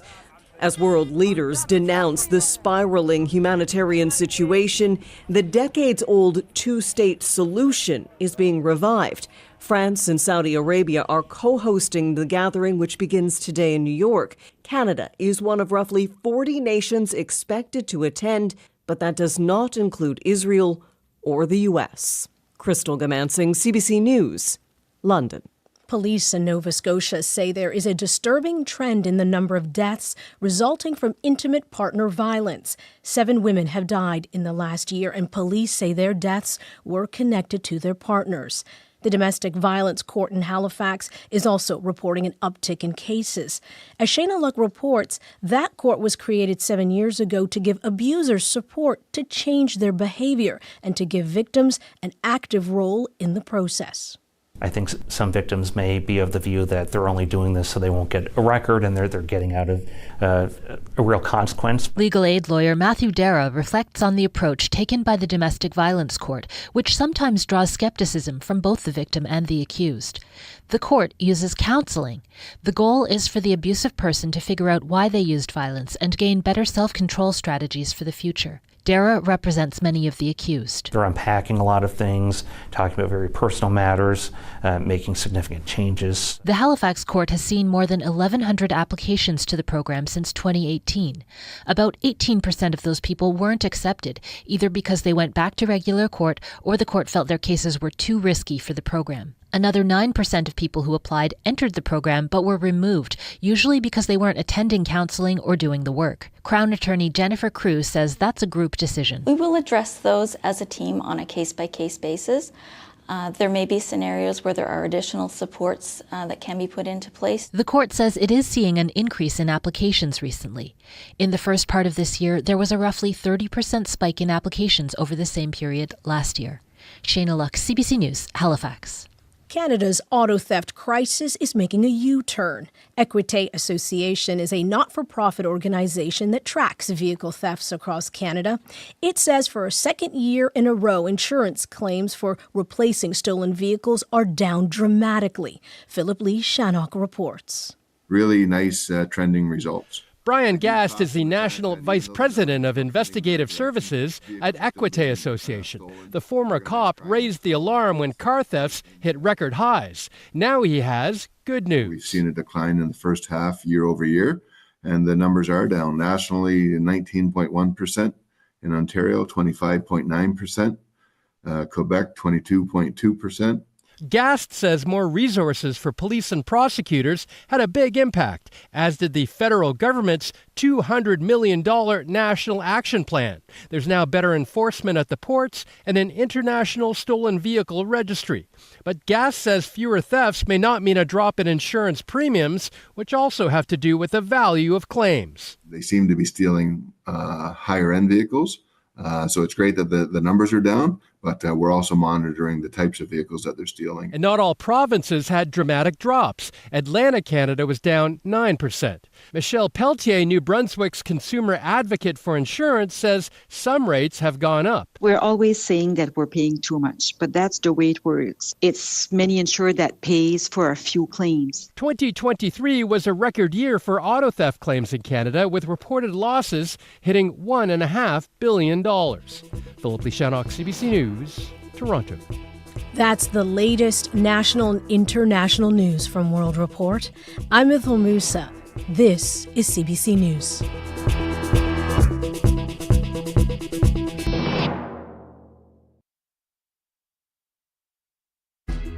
Good morning, everyone. I'm Marcy Marcusa. We're live in downtown Winnipeg, and this is Information Radio, your morning show on 89.3 FM, 990 AM on that app and YouTube. Thanks for being here. A little misty, a little smoky, but not as rainy as yesterday. Boy, it came down. We need it. We'll get into that forecast in just a moment. This hour on the program, we're going to be talking about something that you might be, on or doing or see on your commute today, e-scooters. A local electric scooter advocate says he wants the city of Winnipeg to address the lack of safety regulations on the roads. These things can go up to 80K an hour in some cases. More from him about how he keeps himself safe and what he'd like to see in terms of regulation. Also, this hour on the show, maybe you had a family gathering this weekend. Maybe there were multi-generations there, from boomers to Gen Alpha and everyone in between. We'll talk about how to get family and friends from across generations communicating in meaningful ways instead of just dismissing each other and being offended by one another. That happens. So we'll talk about the different reasons that happens, also the different communication styles. So stay tuned. That's going to be a really interesting conversation in a moment. Right now, though, let's talk to Heather Wells. She's here with other updates and news. Good morning. Good morning. A pilot has died after a small plane crashed in a southern Manitoba field over the weekend. RCMP in the rural municipality of Springfield were called to a field in Dugald around 11 Saturday morning. They found a mangled single-engine aircraft in a farmer's field. Police say the body of the man was the only person on that plane. So we'll hear more about that. The city of Winnipeg is still deciding whether to allow an American Christian musician perform in Central Park in August. Sean Foyt is an MAGA-affiliated singer who has spoken publicly against abortion rights and the 2S LGBTQ+ community. Some worry those views might be shared at a public stage during the event. We'll hear more in our next news coming up at 7:30. All right, thanks, Heather. Thank you. Right now, into that forecast, as I mentioned, here is Abby Adiemi with those deets. Look Hi. outside, Mercy. The sun is out in the southern part of the province. Talking about Winnipeg here, we're seeing the sun already making its appearance, though we still have misty conditions in the air. We're going to see these sunny conditions stay with us for the entire part of the morning into the afternoon. Then we'll see a mix of sun and clouds. There's a slight chance of showers for this part of the province sometime in the afternoon, and also that afternoon period, we're going to see smoke sweep into this part of the province due to some wind shift coming from the north west. Today's high will reach 25. Just to mention, we have smoke still a concern. It's stretching from southern parts like Arbog all the way down to Hecla. We're seeing smoke there, and then in the northern part of the province, Thompson, Flin Flon, all the way down to Lynn Lake, we are also seeing smoke in that part of the province, so you need to take care. But current temperatures across board, we're looking at 7 to 14 up north, and down south we're seeing about already 15, 16 degrees and even 17 in some areas. All right, thanks, Abby. Thank you. Time for the commute news with Sierra Sanders. Good morning again. Good morning. A quiet day on the Monday commute so far. Nothing too crazy developing out there on the road. So things are moving along pretty smoothly if you are out there on the roads. Just want to remind folks about the Louise Bridge closure that has been extended. It was closed on May 23rd of this year for its regular inspection and maintenance. And repairs were supposed to wrap by the end of this week, actually, the end of July. But crews found some extra structural damage. So the new expected reopening of the bridge is early September. Of course, reminder, pedestrians and cyclists can still cross the bridge, actually. There may be some brief closures at certain times, but you can still cross if you are on your bike or you are walking. And drivers are encouraged to use the Disraeli and Provence bridges instead as an alternate route there. If there is something getting in your way out there, slowing you down, whether you are here in the city or out on the highway, you can give me a call on the CBC commuter line. The number is 204-788-3093.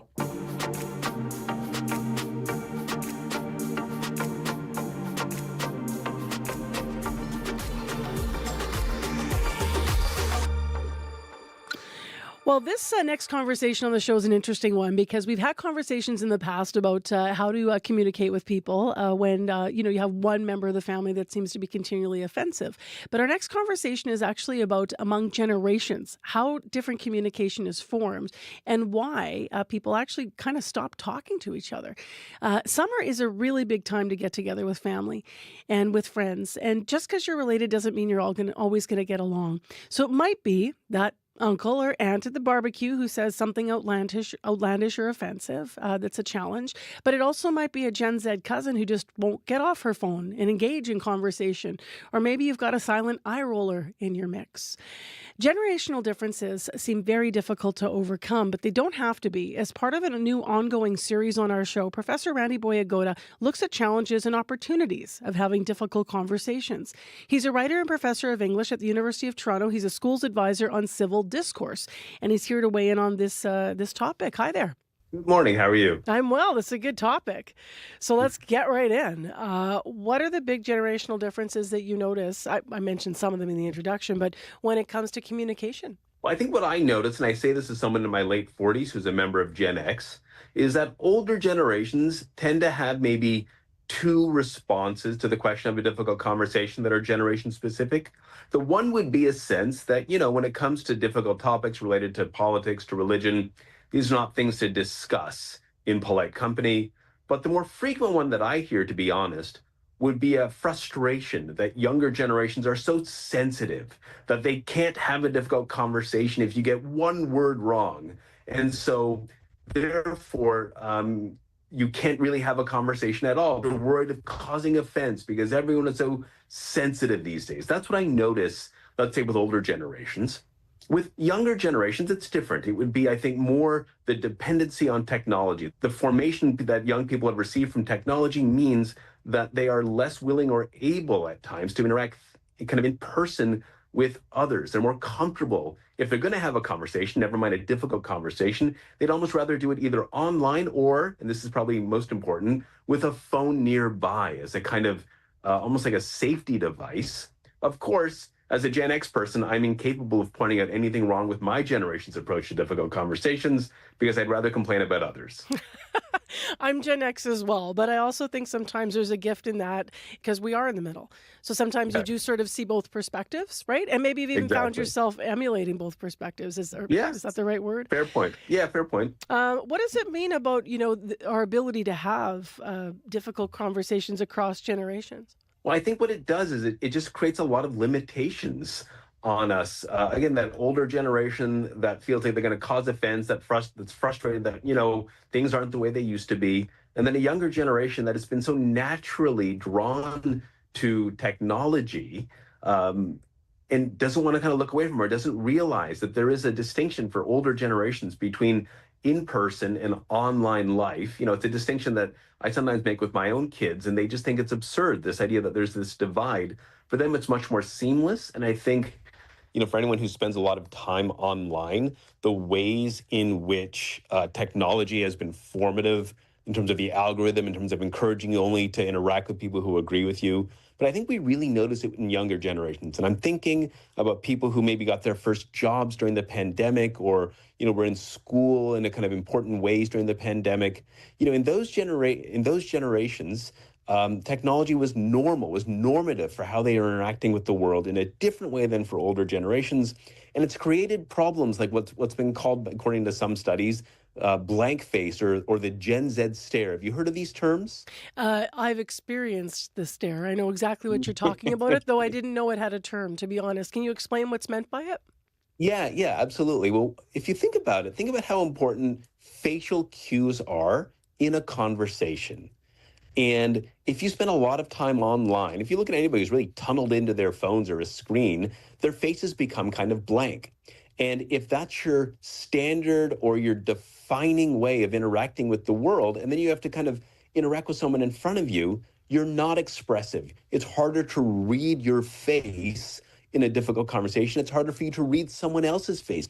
And so that stare, that kind of blank stare, that blank face makes it harder to have a productive conversation because all the facial cues that are part of interacting with other people are gone for certain generations who spend too much time online. That creates challenges across generations. And it creates presumptions, I think, sometimes as well, because then you're talking about some of the things you hear from some older generations. It might create someone saying, come on, look at me, or, being maybe really direct and maybe they don't mean to be, but maybe even, forceful or aggressive in trying to break that stare. But we're talking about a much bigger thing here, different ways of communicating. Absolutely. And you really see it come across in a difficult conversation where you do hear older generations either complaining, why can't it be the way it used to be? Or why can't you put your phone down? Why can't you keep the phone in a different room for just 10 minutes for us to have this conversation? And then for younger generations, again, the great frustration is that this distinction between, having a phone with you or not, or expecting a conversation where people make mistakes and you don't get offended by it. It just seems very foreign to them because they're hyper self-aware and sensitive about getting things right. I think that's a really admirable thing, but sometimes maybe to the exclusion of getting to a greater point in a conversation. If you do say something that does offend a person from another generation, or you hear something that offends you, well, what do you suggest that a person does? Well, I think the key point here is to make the decision what's most important. Keeping the conversation going because that issue or that idea matters so much, or the relationship. And if it's the relationship, then I think you stop and you say, listen, the way you're having this conversation with me, the language you're using, or the fact that that phone is glued to your hand is making it harder for me to feel like we're actually engaging with each other in a way that's productive. Or you say, you know what? I really want to know that much more about what you think, because you're from a different generation with a different perspective on this issue. I want to keep on going, but maybe a little later I'll point out that, again, the fact that you had that phone with you the entire time, the fact that you couldn't make eye contact, the fact that you were using language that I found offensive, raise it at a different point. But it's really in the moment where you need to make that decision yourself. But hopefully you make the decision in a way that sustains a good conversation across generations. Thank you very much for touching this today. I'm sure we're going to get some listener lines, Randy. Appreciate it. You take care. Bye-bye. Randy Boyagoda is a writer and professor of English at the University of Toronto. He serves as the school's advisor on civil discourse. He's been doing a bit of a summer series to keep people talking. If you want to weigh in, or you've had a learning moment maybe in your own life or family that led you to communicate more effectively, you can share on our listener line at 204-788-3205. I know I've had plenty of them in my own life, and I'm constantly telling sort of some generations of my family that might be older that are kind of saying, get off your phone, and why can't the kids get off their phones, speaking of their grandkids and such. I'm in that sandwich generation that says, hang on, maybe get on a phone and learn about how communication's happening, or texting. And then on the other hand, sometimes I'm like, hang on, when do you put the phone away? So I always feel like I'm right in the middle there as Gen X. But give us a call if you want to weigh in on what's been effective and what you've learned. 788-3205. Well, let's turn our attention to Sierra Sanders, because she has been talking to people about the commute, and there's an issue. Yes, I got a call from Jill. She mentioned that there were flashing red lights at St. Mary's and Taché. She said it's starting to back up a little bit on St. Mary's, but things are moving just a little bit slow through there. So make sure if you are in that area and you're coming up to that intersection, you're treating that intersection as a four-way stop, and making sure that you are patient with your fellow commuters as you work your way through that intersection. So that's flashing red lights at St. Mary's and Taché. Drive with caution and make sure you're treating that intersection as a four-way stop. All right. Thanks a lot, Sierra. Thank you. 788-3093 is where you can reach Sierra, as our caller did with that tip. Appreciate it. Next on the show, just before sports, let's get to a little bit of Manitoba music. Country artist Jerry Serrata, his latest work is called Back Road Therapy, and have a listen and see if you agree with this. He describes it as a perfect example of blending upbeat country charm with lyrics that feel like a long drive with the windows down. I'm like a kettle on a stove, and something's gonna blow. Life's cranking up the heat.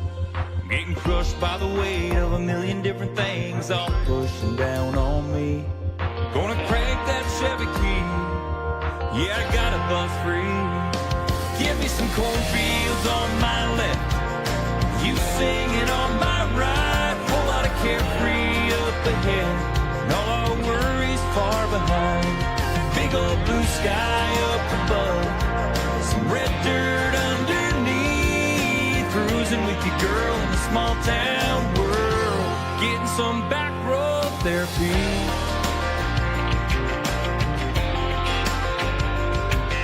You back in time, just you and I, wheels were always rolling. Nothing we were chasing, no destination, living in the moment. Gotta get back there now, and this old truck knows how. Give me some cornfields on my left, you singing on my right. Whole lot of carefree up ahead, and all our worries far behind. Big old blue sky up above, some red dirt underneath. Cruising with your girl in a small town world, getting some back road therapy. We're just a couple miles away. Jerry Serrata and Back Road Therapy. If you want to check him out, by the way, this summer, he's doing a couple of private house concerts, so you have to be lucky or know who's involved in that, but those are in August in our province. But for upcoming public shows, you can also check out Jerry with a J, Serrata, SEREDA.com. Are you a car singer, Scott Regier, when the tunes are on? Am I a car singer? Yeah, I always get busted where somebody pulls up in the intersection next to me and just looks over and just shaking their head because I've just been busting a gut in my car.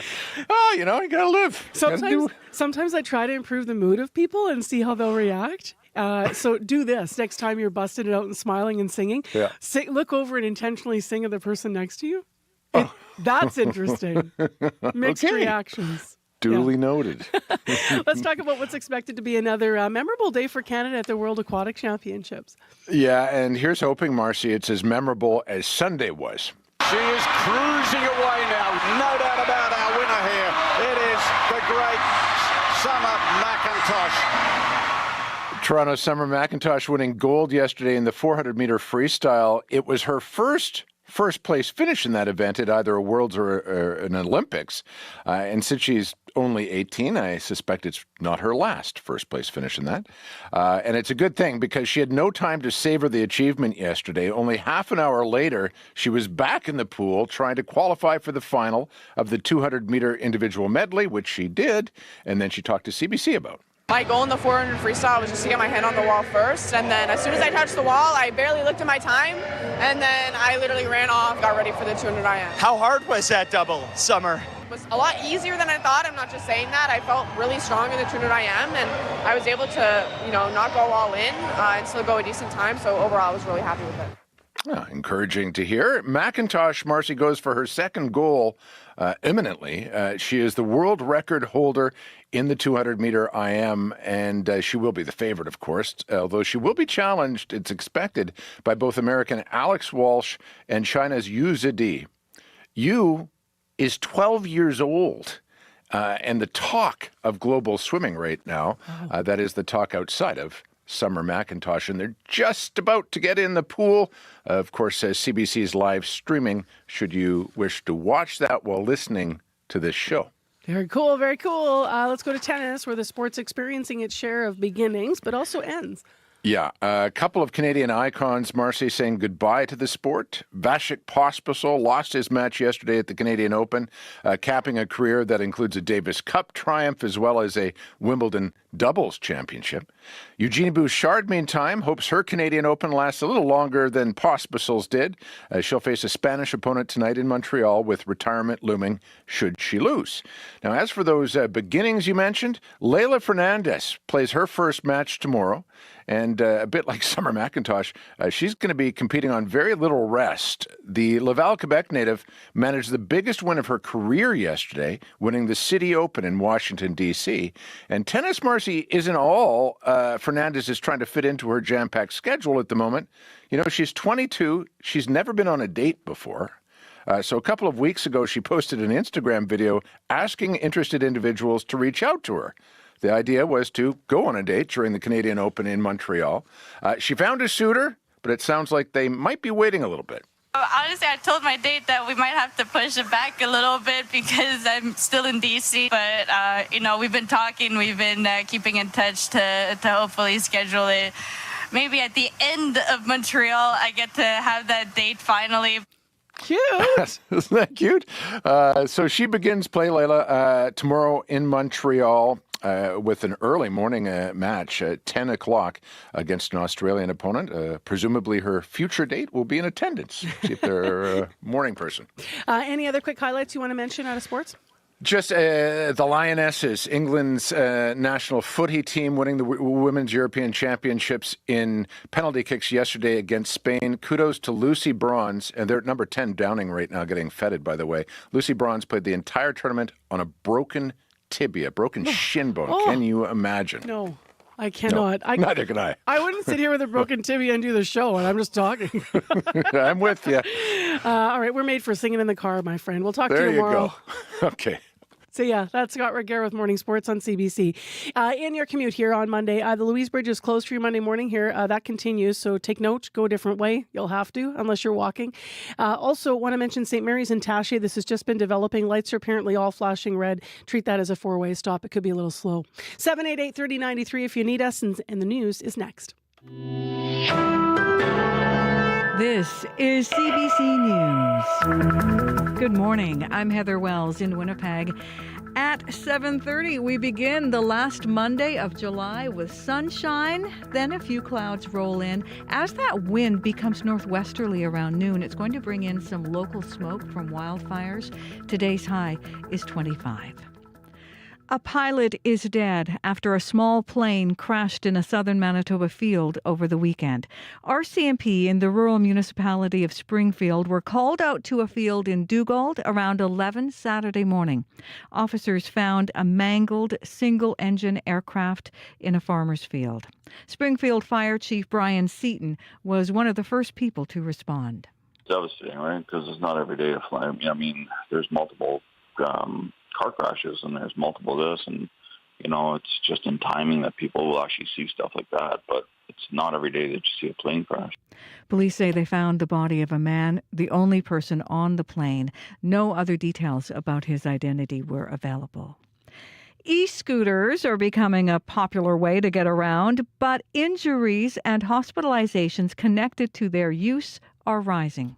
Latest data from the Canadian Institute for Health Information shows a 32% increase nationally in hospitalizations related to e-scooters from 2023 to 2024. Some blame the lack of rules for their use. CBC's Felicia Adams has more. They just come up right against you. You're in this lane, you're turning signal, and they're right past you. Marion Siemens is fed up. The cyclist almost got into an accident because a driver on an e-scooter ignored a red light. It was scary. Like, he could have got schmucked, and then what would have happened, right? Rob Christensen is an e-scooter enthusiast. He wants its use to be regulated like an electric bike. And also to empower regulatory authorities to say, hey, what you're doing is unsafe. You need to behave like a cyclist. Instead of this kind of weird world where you see e-scooters, some are behaving safely, some aren't. They're all just, it's a free-for-all. Right now, there are no regulations governing e-scooters, but the province says it's looking into creating rules so the two-wheelers can be used safely and responsibly. Felicia Adams, CBC News, Winnipeg. You can hear more on this story in the next half hour right here on Information Radio. A tragic end to a search that started when an abandoned boat was found on Lake Winnipeg. Gimli RCMP were called to open water near Willow Island around 8:30 yesterday morning. When they arrived, Coast Guard officials said no one was in the boat, but a phone and wallet had been left behind. The body of a 62-year-old man was found in the water a few hours later. Police believe he was the only person in the boat. The city of Winnipeg is still deciding whether to allow an American Christian musician to perform at Central Park in August. Revival is coming.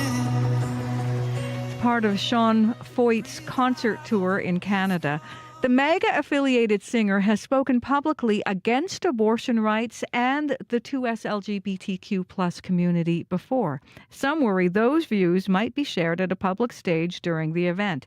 Charlie O is the executive director of Trans Manitoba. Person is hateful and harmful towards so many underserved and marginalized communities, and his rhetoric is going to bring together more people to spread hate. And nobody should be platforming hate and harm in our community. 6 Canadian public venues withdrew or denied permits for Foyt last week over safety concerns. Foyt declined an interview but calls it religious persecution. Politicians from both sides of the border are meeting in Saskatoon this week. The leaders from 4 provinces and 11 U.S. states are there for an annual Midwestern Legislative Conference. They'll talk trade, Canada-U.S. relations, immigration, agriculture, and tariffs. It comes at a time when President Trump says the U.S. and Canada may not reach a new trade deal by August 1st. We'll hear more on that coming up on World Report at 8. Winnipeg South MP Terry Duguid is eager to talk to Americans about trade. The importance of our agricultural economy, energy, border security, also a very, very important topic as we're experiencing drought, particularly in the West, water management. Duguid says strengthening relationships with important trade partners is also a priority. The event wraps up on Wednesday. A Portage la Prairie man who saved a 2-year-old boy's life on a Manitoba beach says he is relieved the toddler is safe. The 29-year-old man, Preston Houle, says there was no hesitation when he ran to help a mother and her unconscious child at Delta Beach on the south shore of Lake Manitoba nearly 2 weeks ago. He says the boy wasn't breathing and he couldn't feel a pulse. I did chest compressions on it for roughly about 2 minutes or so, and then we got some got some water out of him, and then he started to breathe on his own. We got him to start crying, and then yelling for the bystanders to bring some towels and stuff to get him wrapped. Police say the little boy is expected to make a full recovery, and they say Hoole's quick actions likely saved the child's life. You can find more news updated throughout the day. All you have to do is head to cbc.ca/Manitoba. All right. Thank you, Heather. Thank you. Into our regional forecast now. Here's Abby. Good morning. Across the province, smoky sky still remains a concern from the south all the way, tracking it into the northern part, making it hazy in a lot of areas and reducing visibility. We have air quality warnings in place, impacting from Victoria Beach towards Arborg into Swan River, and up north we're tracking it in Island Lake, the Power, Flin Thompson, and surrounding areas. The smoke is really causing poor air quality, and it will be affecting everyone. Winnipeg right now, 15 under misty skies. Sunshine already breaking through those mist you're seeing out there, but expect a mix of sun and clouds by midday, and a slight chance of showers this afternoon. Light winds will be coming from the northwest, and it will feel gentle as we climb to a high of 25 today, with the humidity around 28, 29. However, the light smoke will also, with that wind shift, light smoke will be coming our way in the city. So prepare for some smoke in the afternoon period. For Modern Winkler out to the Morris, we're seeing hazy skies there. Temperatures around 18 degrees at this time, warming up to 24 with a humidity around 29. There's a chance of rain in that part of the province. We're tracking the rain already coming from the Malida area. You can see they're tracking towards, so it will definitely be hitting the southern part of the province later. Brandon, we're seeing current temperatures around 14 degrees. Fog patches lifting already. We'll see a slight chance of showers and smoke in that region, also high around 23. Dauphin is at 13. Misty skies also. We'll see highs around 24. Gimli is currently at 14 with light winds coming from the north and fog patches lifting through the morning.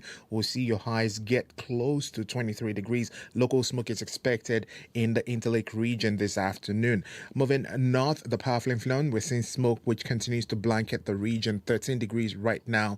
We're going to see temperatures warm up near 20 degrees. Thompson is cool at 7. Smoke in the air, but we see some sunshine there, warming up to 19. And further north, we see 9 degrees in Churchill, mainly sunny skies, clouds with view. There's a good chance of showers in Churchill today through the day, and we'll see winds coming from the northwest. Highs would be around 15. Winnipeg right now, 15 degrees, and we're warming up to 25. All right, thanks, Abby. Thank you. Abby at EME covers weather on the show.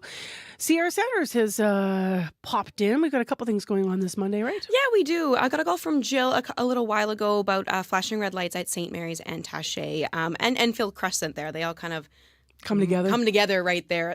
the lights here, and then next thing you know, there's another street right there. You know, it's a little confusing if you're new here. But alas, the lights are flashing red right all in that intersection there. She said when I last spoke to her, which was a little while ago, so things might have changed in the meantime. She said it was starting to back up there on St. Mary's, but things were moving just a little bit slower. So if you are approaching that intersection, make sure you're approaching with caution and you're treating that intersection as a 4-way stop. If you have any updates on that situation or anything else happening here in the city or out on the highways, I'd love to hear about it so I can let your fellow commuters know. That number to call is 204-788-3093. All right, thanks, Sierra. Thank you. Next, have you ever thought about putting in a naturalized lawn? Our community reporter went out to check one out. If you wanted to have a low-maintenance garden, you might be thinking about things like bergamot and clover. Well, they now fill Tanis Moffat's Winnipeg front yard. A few years ago, she made a decision to replace her grass with river stone and then some carefully contained prairie plants. And now it attracts a lot of pollinators. CBC Manitoba's community reporter, as I mentioned, Shanley Vidal, paid a visit to Moffat's River Heights home. I don't like mowing grass. It was a big part of it. My name is Tanis Moffat, and my yard has been turned into a prairie flower garden and a haven for bees. The more natural I can be in, the happier I am. This front yard was transformed just a few years ago. It was out with the grass and in with the stones. Plants such as swamp milkweed, dogwood, and bergamot are fenced in at specific areas to help keep them contained. The flowers here on this one, it's purple petals, very pretty. Is this bergamot? These are the bergamots, yeah. And they, if you run your hand through them or if you stick your face right in, don't recommend it right now with all of the bees, but they, it's the what gives Earl Grey tea that kind of florally note to it. I'm finding that now, as the bergamots are starting to finish, that the fall sunflowers are starting to come out. Some of the plants will die off after 2 or 3 years, depending, but they reseed every year. And so they'll kind of move around in the garden based on that. These bright yellow ones with the dark brown center, the black-eyed Susans, these weren't originally planted here. These have come in from this other area where I had planted them. But I would imagine some of these plants, as they're jumping around, they'd be coming through this stone as well. They do. And so, unfortunately, some of them have to get pulled. They don't all get to continue to their full potential. And there's so many of them that I just can't possibly keep everything and still keep a kind of neat, tidy space as well. The raspberry that I originally planted in front of the house, I'm trying to slowly remove it, which if anyone's grown raspberries knows they have a mind of their own and they grow where they want, which is why I built the box that has all of the raspberries contained in there.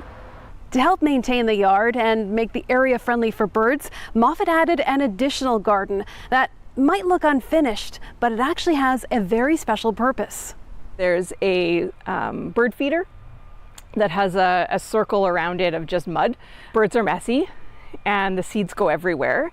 And so I wanted to allow for a space for them to have that, but not have to weed it all of the time out of the rocks, because that's a bit of a pain. While birds and bees are welcome, there is a special note for certain four-legged visitors. This is the sign. Renaturalization in process with the little dog. Please don't pee on my plants.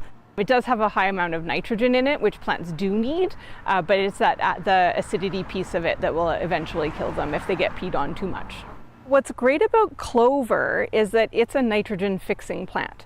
The purple part of it doesn't last for super long, but then it looks like these weird little fuzzy caterpillars on the top. Moffat soon hopes to have this no-mow lawn officially certified as a pollinator-friendly space. The ones that are poking through the fence are the giant hyssop. As you can see, there are quite a few bees that are loving it right now. This is one of those ones where I feel bad sometimes that it is kind of encroaching onto the sidewalk area. But because the bees like it, this is not one of those ones that I'm going to trim away. And hopefully as people are walking by, they get the same joy out of seeing them doing the things that bees do, which is just eat. Shanley Vidal, CBC News, Winnipeg. As she just said, Shanley Vidal, our community reporter in unit, in her visit to a renaturalized garden in River Heights. If it happened today, find out today. That's the power of having the news in your hand. Get late-breaking news from reporters across the country, straight to your mobile device. Customize your experience with news from your region and what matters to you. Whether it's big headlines, detailed articles, live events, or on-demand video, CBC News has got you covered. Connect to the world. Download the free CBC News app or visit cbcnews.ca. 7:44 a.m. Monday morning, wherever you are this morning. Thanks for being with us for part of your morning on CBC's Information Radio. I'm Marcy Marcusa, and let's get into something that's in the headlines in the news today. It's about American country singer Sean Foyt. He openly supports the MAGA movement. He's slated to play Central Park next month. He's also known to speak against abortion rights and 2S LGBTQ+ community. And the event is part of a Canada-U.S. tour that he's described as a country's, quote, hour of awakening and an opportunity to worship Jesus. Now, the city of Winnipeg said they received an incomplete permit application, but has not said whether or not they will approve a completed permit to have him play in Central Park.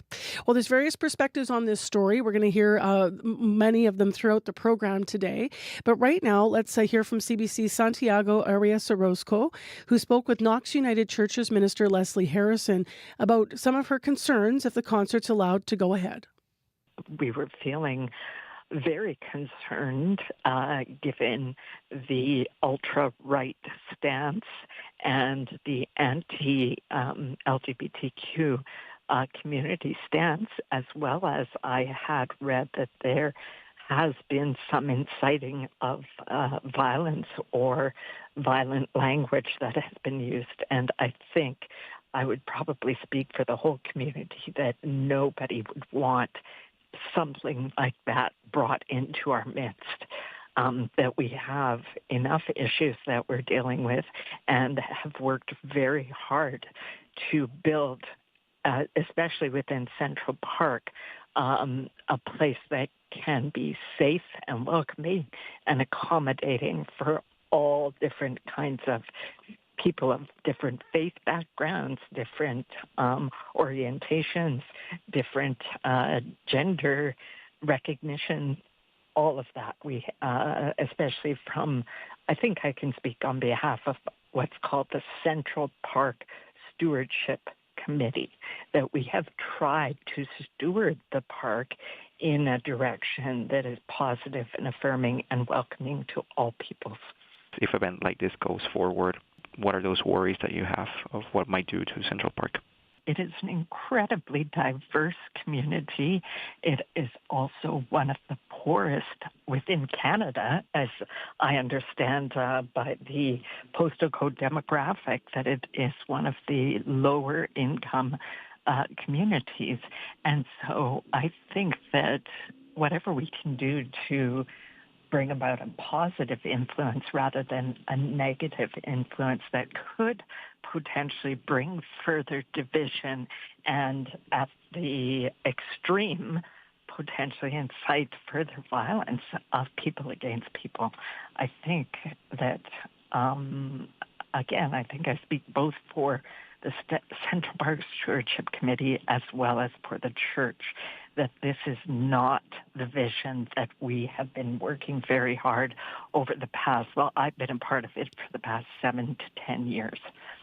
That's Leslie Harrison, the minister for Knox United Church, which is right across from Central Park, where this concert, if it happens, will be happening.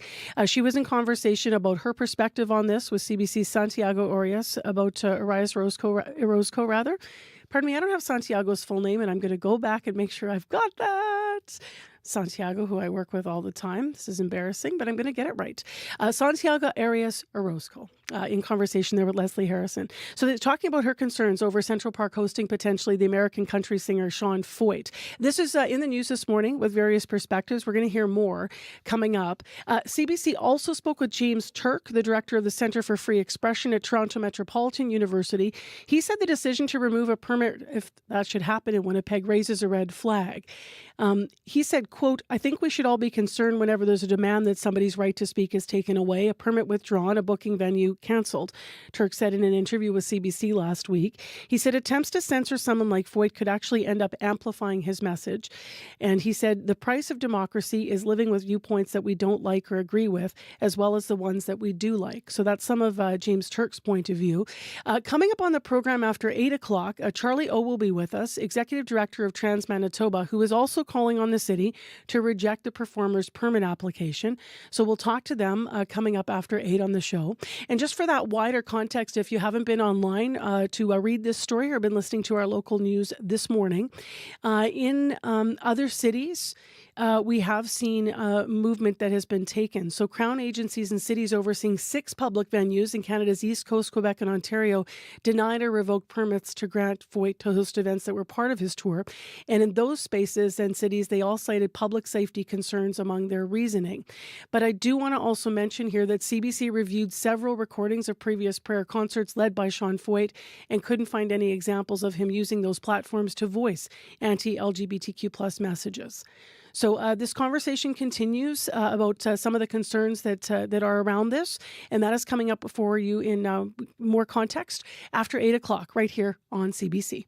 We carry a world of information in our pockets because we want to know. It's news you can trust, delivered when you want and where you want on Canada's News app. Now with CBC Radio 1, local and live. Download the CBC News app for free. 10 to 8 right now. It's 15 degrees, a little bit misty out there in Winnipeg, and it's going to be a high of 25 with Humidex looking like 28 today, and lots of sunshine to start, as you likely can see. You're going to need some shades today. Well, you might be out and about already zipping around in your neighborhood, and you might be on an e-scooter, as we've also heard in the news. Some people are thinking that there needs to be regulation around e-scooters. Those are the two-wheeled boards with handlebars that extend up to a person's waist, and then the person can kick off with their foot and still steer a pathway ahead. They're relatively inexpensive, and that with that electric motor, they can be fast. Some can, in fact, go as fast as a car, reaching more than 80 kilometers per hour. But what are the safety regulations around these things? E-scooters fall under the Highway Traffic Act in Manitoba, but as you may have heard in the news, according to the province, at this time there are no regulations for them. Some riders have concerns about the lack of safety rules. CBC recently reported as well that injuries from e-scooters are on the rise. Rob Christensen is with us via Zoom. Rob's an e-scooter user and advocate. He's been on an e-scooter for about 3 years. Good morning. Good morning, and thank you very much for having me on. What do you love about e-scooting around? Everything, as a matter of fact. It's just a great way to get around. It's a remarkably portable, and let's say, I live in West Broadway. I live in an apartment. I can't lock a bike outside. So this thing that I can fold up and carry into my apartment is just chef's kiss. So you've been on it for 3 years. Yeah. How fast does yours go? What's the top speed for you? Well, you can set the gizmo, eh? I think my derriere, my well-fed, for those of you listening on radio, I'm a fat man. So the fastest I could ever get that thing going was 45 kilometers an hour. Okay, great. But you can set it, and I have set it to max out at 32. I try and conduct myself as though I was on an e-bike, and the max speed limit for those gizmos is 32 kilometers an hour. Got it. And when you're moving around town and using it for your commute, what concerns do you have? Where does the call for some more regulations come from for you? Well, it's certainly not my personal safety, actually. The biggest threat to me is the biggest threat to a cyclist who get run over by a car. No one's going, dear Lord, I might get run over by a cyclist today. My children could be, lives are at threat because of an e-scooter user. That said, because there's no regulation, my biggest fear is that something happens. There was a case a couple of years ago in Paris where an e-scooter rider hit someone, and that woman did die. And then there'll be an overreaction. Something must be done. We must control these things, and by control them, ban them. That's my biggest concern. And then by formalizing them, it's also a great way to focus it, let my fellow e-scooter users, e-scooter riders know it's like, yeah, you do have to conduct yourself with some under the same rules that people on bicycles are on. Got it. So if I ask you about specific regulations you'd like to see, it sounds like one of them would be to put it under the Act as a bicycle, which means you couldn't be as an e-bike. That means you could be where? You couldn't be on a sidewalk, right? Well, yes and no. Like, let's say in the city of Winnipeg, the active transportation network, there are sidewalks that are mixed use. Myself. Got it. So you'd have to be careful which sidewalks you're on. Yeah. But you should be anyway. Myself, am I or anyone else concerned about the parent and their two kids and they're toddling along, whether it be on a bicycle or an e-scooter, on a sidewalk out in the suburbs? No. That said, for me, anyone commuting in that, it's like, yeah, I mean, do you need to be on the same narrow sidewalk in some of these neighborhoods, or can you be on the road? Would you feel safe on the road on your e-scooter? Do you go on the road a lot? Enough. No. Do I feel safe there? Of course not. Again, it's the biggest threat to my actual safety is not a cyclist, not a pedestrian. It's a car. That said, as that active transportation network, that separate infrastructure grows, there are ways of getting around where I'm on a city road, less and less every year. Got it. So some of the regulation you'd like to see is for e-scooters to be like bikes. What other regulations? Like what about helmets or even speed limits? What are your thoughts on that? Well, I think, again, I'd like to be treated like an e-bike. I roll my eyes on the e-bike speed limit of 32 kilometers an hour because I've been passed by cyclists going faster. That said, it's part of the give and take. I'm okay with that, especially, people are concerned about speed and, hey, some of these can go this fast. You see a lot of those on the road. Have you seen any of them on the road? They're almost like trick things. It's like saying, hot rods can go 200 miles an hour. Are you riding a lot of hot rods on Portage? No.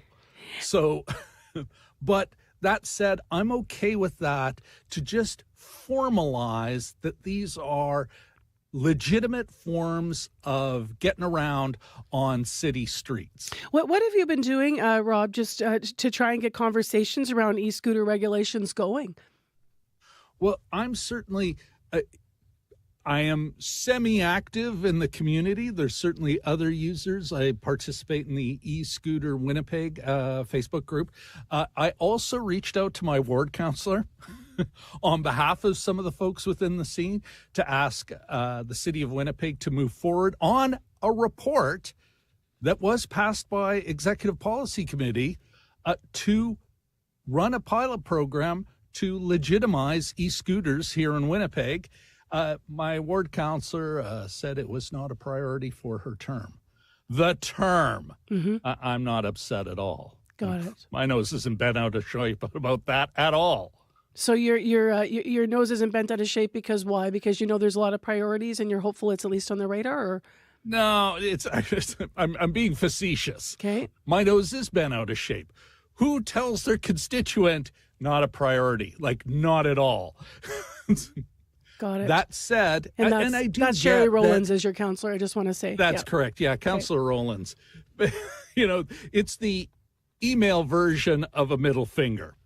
And I do get, there are a lot of priorities, and this may not be the highest on the list, but the lowest on the list suddenly becomes really high and a reactive high when somebody gets hurt. If there's a problem. So why not a little planning ahead?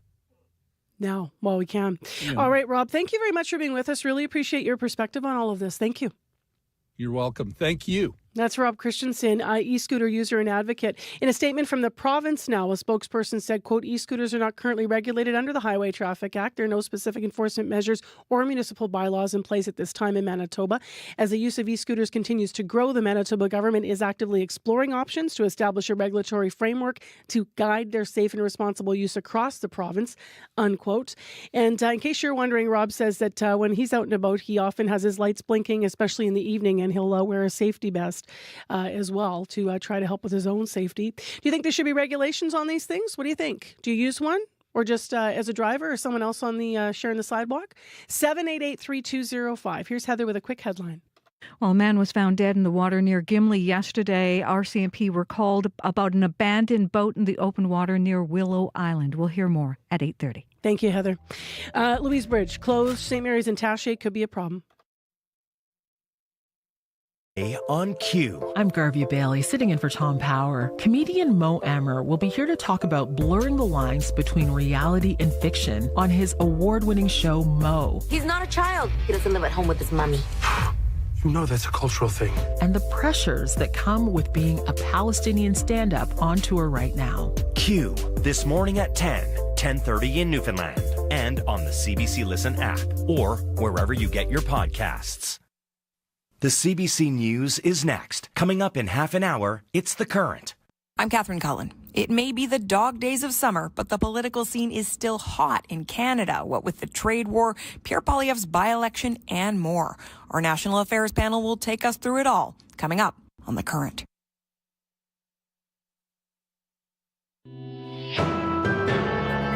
This is World Report.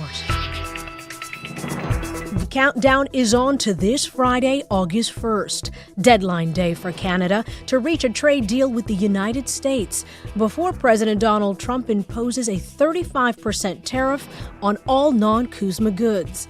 Other countries have already negotiated their way to a lower rate, including Japan, And yesterday, the European Union announced it has a new deal with the U.S.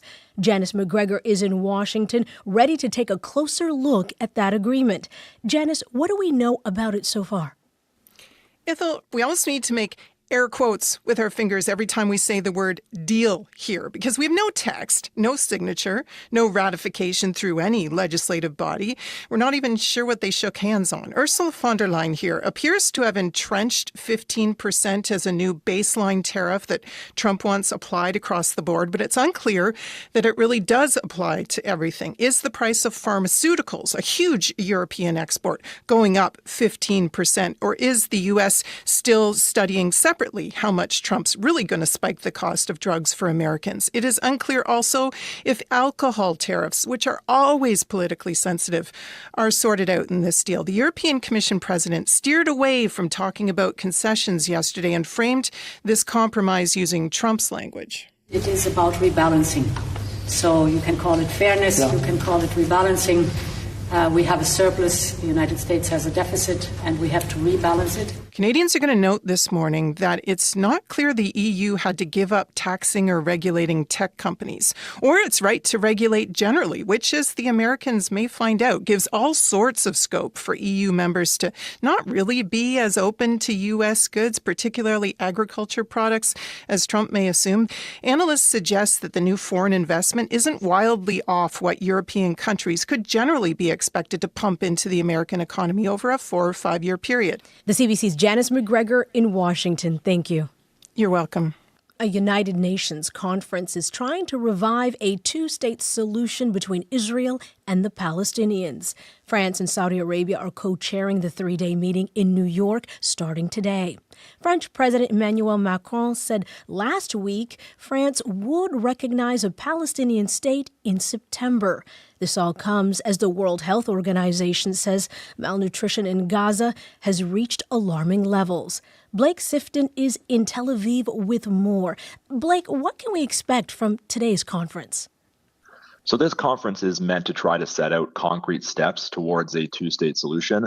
The prospects of a two-state solution actually coming into existence anytime soon is viewed as being extremely unlikely given the Netanyahu government's opposition to the idea. But now, with international scrutiny over Israel's conduct in the war in Gaza mounting, the conference has become much more relevant.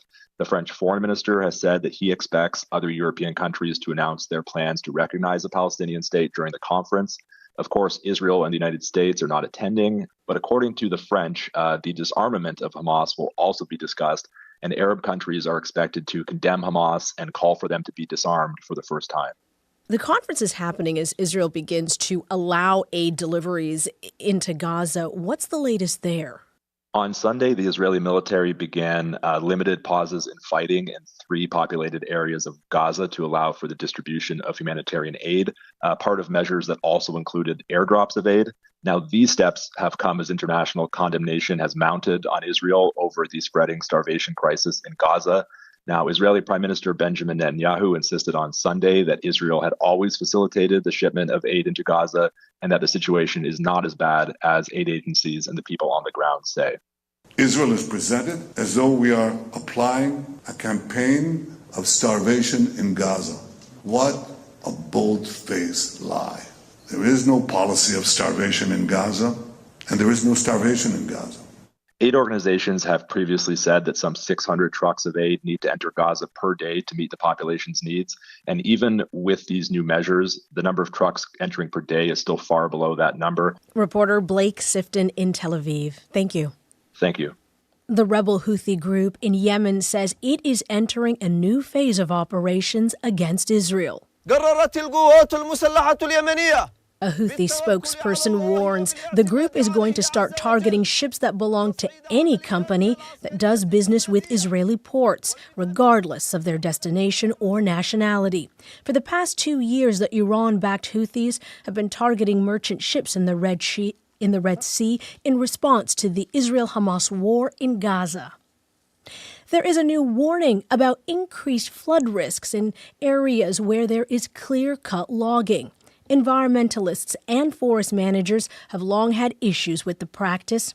A new Canadian study recently published in the Journal of Hydrology shows that it can make catastrophic floods up to 18 times more frequent for decades. Sharia Chitri reports. The northern-oriented watershed was super sensitive. Yunus Alila is a hydrologist at the University of British Columbia. His team of researchers studied two adjacent watersheds in North Carolina, clear-cut in the 1950s. One faced north, the other south. They confirmed the direction a slope faces when it's logged greatly affects flood risk. On north-facing slopes, flooding became 18 times more frequent and more than twice as large. Because the north side gets less sun than the south, the soil stays wetter year-round and can't absorb more water. Therefore, the floods are higher. Leela says current flood models don't account for this and warns that clear-cutting in BC may be far riskier than assessments suggest. We can use the way Mother Nature designed the landscape to better manage the forest. He wants BC to require full watershed and terrain reviews before logging, especially in flood-prone areas. Jens Wieting with Sierra Club BC says the study backs what environmental groups have long warned about. Clear-cutting can make climate change impact worse. He says there's a better path forward. One of the most important things we can do is move away from clear-cutting towards selective logging. Forestry is a major industry in BC, and the province says it welcomes the findings and is advancing new forest planning tools and logging strategies to reduce flood risk.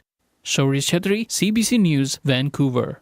British Columbia is trying something new to improve its overstretched and under-resourced rural healthcare systems. It's combining in-person and virtual care. Jennifer Yoon has the details. It's a different experience. Dr. Amy Sawchuk had delivered hundreds of babies, but never like this. You just have an emergency room bed. The mom was supposed to be flown down from her rural BC community for the birth, but the baby had other plans. It was coming right there and then. We're on an iPad in the back corner. So there Sawchuk was on a video call from her living room, helping a doctor on the ground who hadn't delivered a baby since their residency. We're saying like, hey, if you get a chance, can you please listen to the fetal heart rate now? It's part of a program in British Columbia, connecting rural doctors and nurses with specialty doctors virtually, a way to support healthcare workers in remote parts of the province who are often overstretched, hopes Dr. Kendall Ho, who co-authored a new study in the Canadian Medical Association Journal on it. It's not about virtual versus in-person, but it's about how do we combine them best to serve our patients. I think anything that provides better access to rural patients is an advantage. The program is like a lifeboat for healthcare workers who really need the support, says Dr. Gavin Parker, who heads the Society of Rural Physicians of Canada. He thinks it could be useful in other parts of the country. But, he says, it can't replace long-term solutions for staff shortages. The real solution is getting more family physicians that are better paid and better supported in more rural communities. Also important, Parker says, making sure rural doctors are given training support so they can brush up on any skills they need to serve their communities.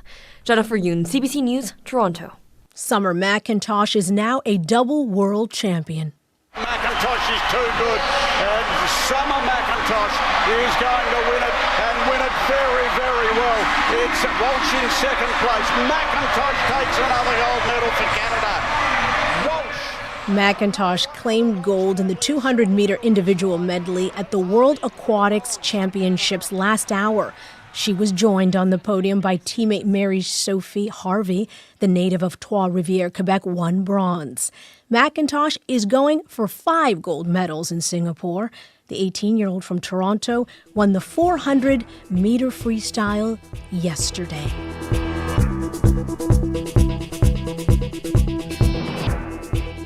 And that's the latest national and international news from World Report. I'm Ithel Musa. This is CBC News.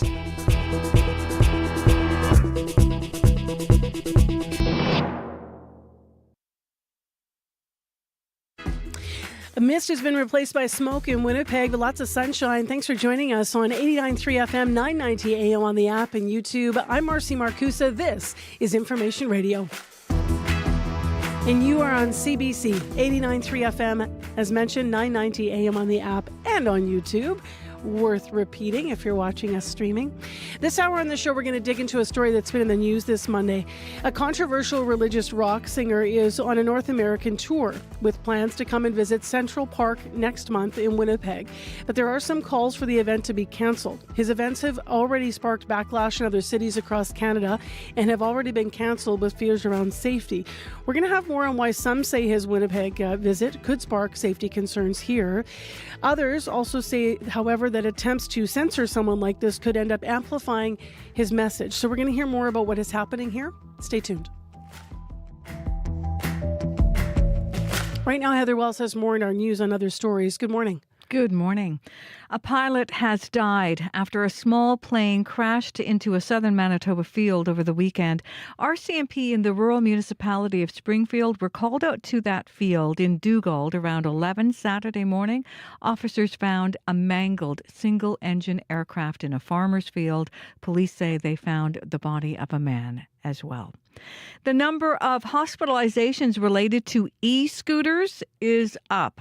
Data from the Canadian Institute for Health Information says injuries have increased 32% across the country, and some advocates blame the increase in Manitoba on a lack of rules around the use of e-scooters. We'll hear more coming up in our next local news at 8:30. Thank you, Heather. Thank you. All right, to the forecast now with Abby Adiemi. 16 degrees and sunshine in the city. We're noticing a bit of smoke in the air already. As we head through the day, expect a mix of sun and clouds. A small chance of showers for the city sometime this afternoon. And then we'll see that smoke come in once the wind direction changes from the northwest. Highs will be reaching 25. Similar stories we're seeing across most of the regions in the south this morning. But smoke is a concern in the northern part of the province and the parts of the southern part of the province, the Interlake region, all the way down to Heckler Island. All right, thanks, Abby. Thank you. Sierra Sanders is in to update what's happening on our morning commute. Good morning again. Good morning. We're still seeing flashing lights at St. Mary's and Taché. I took a quick look at the live Google map before I came in, and it's showing dark red on northbound St. Mary's, which means slow. So it's slow moving through that intersection there. So you can expect some delays, probably northbound St. Mary's. It looks like it's very backed up there. If you are approaching that intersection, make sure you're driving with caution and you're treating that intersection as a four-way stop. If you have any updates on that situation, or if you see something else out there that's getting in your way on your commute this morning, we still have a little bit of time left in the show. I'd love to hear about it. And you can give me a call on the CBC commuter line. That number is 204-788-3093.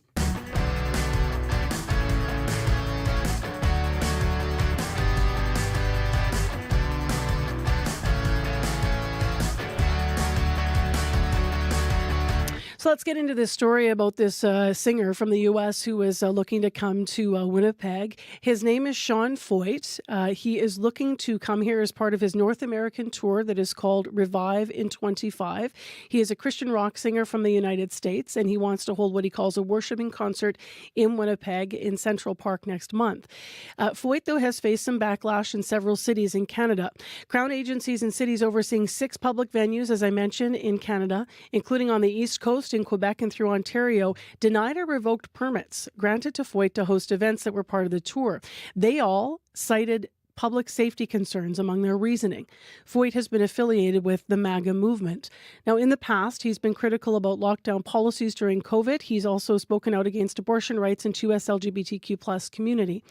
The city of Winnipeg will only say it has received a booking request for Sean Foyt and this event in Central Park that's proposed for August 20th. It says it has not issued the permit yet. It continues to review the application. Meantime, Foyt is asking his followers to sign a petition so he can play his worship concerts in Canada. Have a listen. Hey, Sean Foyt here from Let Us Worship. I am standing outside of a gorgeous cathedral that was built in the 1930s where for generations people have been freely worshiping God. But that freedom right now is under attack in the nation of Canada. The news has gone viral. Over the last several days, we've had 6 separate venues across the provinces of this nation cancel our free outdoor worship events. We need to take a stand in this nation. Now is the time for the church to arise in boldness. So CBC did reach out as well to Sean Foyt requesting an interview. In a statement, he said, quote, "If I had shown up with purple hair and a dress, claiming to be a woman, the government would not have said a thing. But to publicly profess deeply held Christian beliefs is to be labeled an extremist and to have free worship events classified as, quote, public safety risks," end quote. He went on to say, quote, "The pandemic is over, but the anti-Christian bias remains. We will not cower in the face of religious persecution, whether in America, Canada, or anywhere else," unquote. My next guest is Charlie O, the Executive Director of Trans Manitoba, who's calling on the city to reject the performer's permit application. Earlier this morning, we also heard from someone behind Knox United Church, which also they are looking for the city to reject the application. They are located right across from Central Park. But Charlie's with us now. Hi there. Good morning.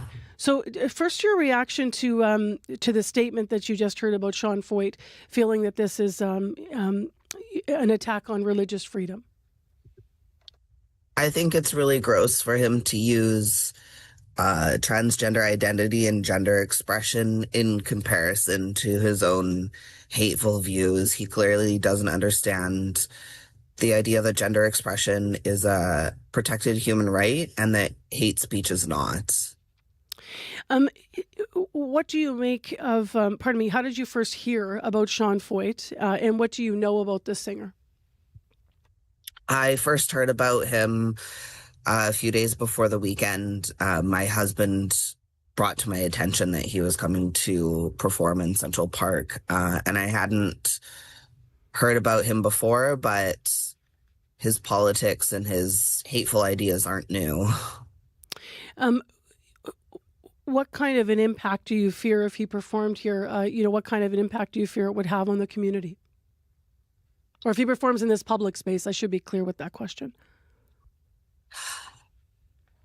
I think it would be a terrible signal to people who live in Winnipeg that we're open to having a queerphobic and racist person perform in a public space that is right in the heart of our community and is home to an incredibly diverse group of people in Central Park. I understand you have written emails to the mayor's office and a councillor about some of your concerns about this. Why did you feel compelled to do that, and have you heard anything back? I felt like it was important to hear the perspectives of the people in power who make these decisions and can allow or deny this permit to go through. I didn't hear anything substantial back from the mayor, only that he received my email. And I did hear back from Cindy Gilroy, who sounded very much in support of our perspective and agreed that public spaces should not be used as platforms for hate. CBC did review several recordings of previous prayer concerts led by Sean Foyt, and actually could not find examples of him using those platforms to voice LGBTQ plus anti-messages. What makes you think that in Winnipeg this will be any different at this particular concert? He uses every other possible platform that he has access to speak out against the LGBTQ community, including the quote that you used at the beginning of this interview, which somehow conflates a human right of gender expression with his idea of a right to hateful speech. And his ideas are hurtful and harmful to marginalized people and people who are already experiencing queerphobia and racism. And it's safe to assume that the people that would gather at this concert would share his beliefs, even if they haven't been specifically espoused in his concerts. He uses every other platform available to him to be racist and queerphobic. If there were a Christian artist coming to play or proposing to play in Central Park that weren't MAGA affiliated, as this artist is, would that be something that you still would take exception with or not? I don't take exception specifically with this person's religious affiliation. If folks are coming to gather peacefully and are not spreading messages of hatred, then that's a completely different story. You just don't trust that this particular artist is going to do so. Agree. His MAGA affiliations are very concerning, and the things that he says in the media and in social media are hurtful and harmful. We did talk to James Turk. I think you may, Charlie, have heard me mention this, the director of the Centre for Free Expression at Toronto Metropolitan University, who says that the decision to remove a permit raises a red flag and has said, quote, I think we should be concerned whenever there's a demand that somebody's right to speak is taken away, a permit withdrawn, a booking canceled. He says the price of democracy is living with viewpoints that we don't like or agree with, as well as ones that we do. And he also outlines he feels that attempts to censor someone like Foyt specifically could end up amplifying his message. I wonder what your thoughts are on this. I think that queer and trans folks and people of color have the right to feel safe in their city and in Central Park, and that we have just as much of a right to protest hate speech, which is not protected, as he does to perform in a public space, and that it's okay for us to protest and stand up against someone whose views are explicitly hateful towards our community. If this were in a private space, I'm wondering what your thoughts would be on that. I still think that it's gross to platform hate, and that we don't have any space for that in Winnipeg. Even if it's his right to perform in a private space, I still think we shouldn't be hosting a hateful person in Winnipeg. It's interesting because there's a conversation that's also been started across the country, because I mentioned other cities are involved with this, and specific to Foyt looking to come to their cities, about a word that you've used a lot, and you've used the word hate. And one of the things that's been talked about is that there's the bar that needs to be met to actually classify something as hate. Do you think that that bar should be re-examined in this country to be part of this conversation? I think that in Canada, folks have an opportunity to develop an understanding of what free speech means and where the line between free speech and hate speech is, and to understand that hate speech is not protected. And if you follow any of this person's social media or media coverage, the way that he speaks about immigrants and the queer community is absolutely hateful. Just as a last question, Charlie, what if he is granted the permit to perform in this public space in Winnipeg Central Park? How might you and organizations that you're affiliated with and communities respond or react? If he were allowed to play in Central Park, I would be very interested to hear from the mayor and other city officials who are allowing this to happen about their perspectives on hate speech and allowing this to happen in public. And there has been further talk in the community about further action in terms of more letter writing and protests, but I don't know exactly what will come to fruition if this is allowed to go on. I sure hope it's not.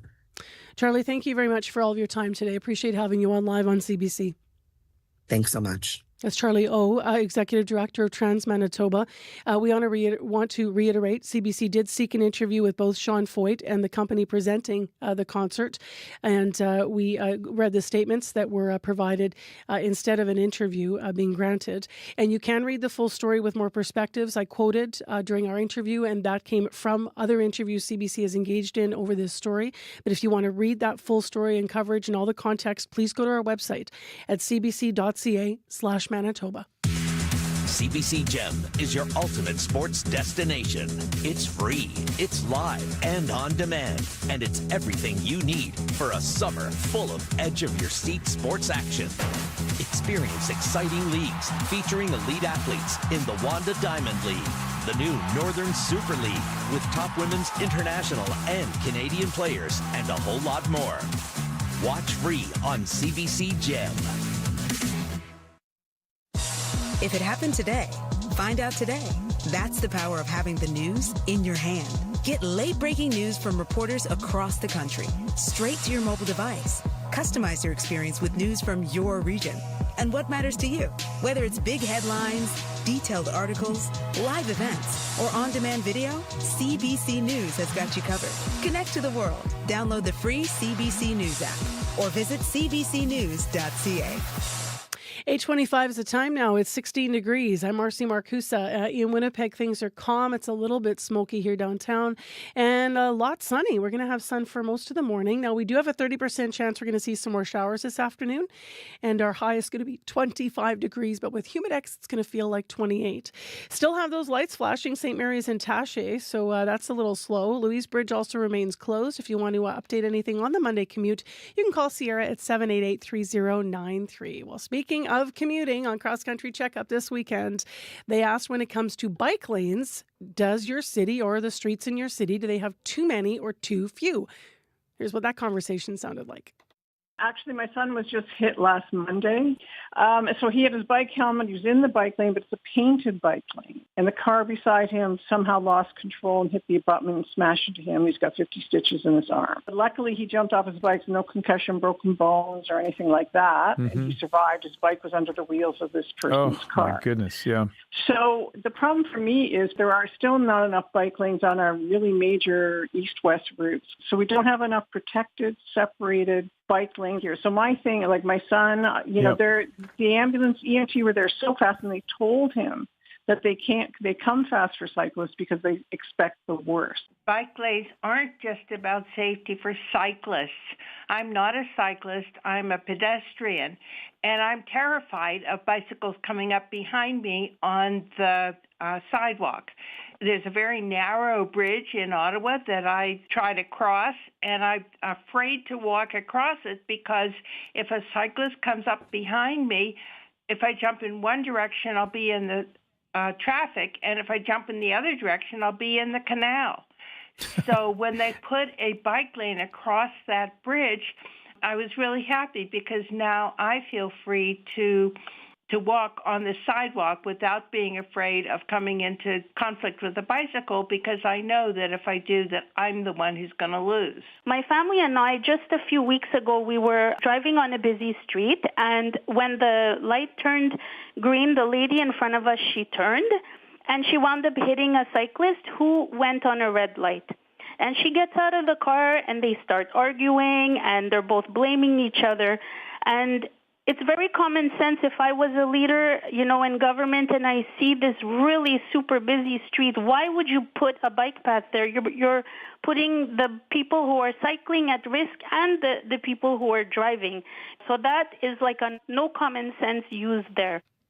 So those were some callers on Cross Country Checkup. That was yesterday. The question was, when it comes to bike lanes, do your streets have too many or too few? And in case you woke up and you heard people talking about the bridge over the canal, you might be thinking, where in Winnipeg is that? It wasn't. So those are some national callers, but they raised some issues, of course, that we have heard of here as well, as people continue to try to share the roads safely. Right now, let's turn our attention to what's coming up on the call-in locally. That's between 12:30 and 1 o'clock. The call-in conversation in Manitoba is on Radio Noon. The host is Marjorie Dowhouse, and she's popped in with their topic this today. Hello. Hi there, Marcy. Well, it was a call-in we were actually supposed to do last week. It was on whether or not we should lower the voting age. But of course, we were preempted because there was some pretty serious wildfire news. But let's talk about it because it's still a talker. It's something that Manitoba Senator Mary Lou McPhedran has been trying to get pushed through. Are you for it? Do you want to see the voting age lowered here? This is all because of the UK announcing that at the next general election here, they're going to lower that voting age down to 16 from 18. So give us a call on Radio Noon. Share your thoughts. Also, if you have any questions, our guest is our political expert, Christopher Adams from the University of Manitoba. So tune in and share your thoughts coming up after 12:30. All right. Thanks, Marge. Thanks, Marcy.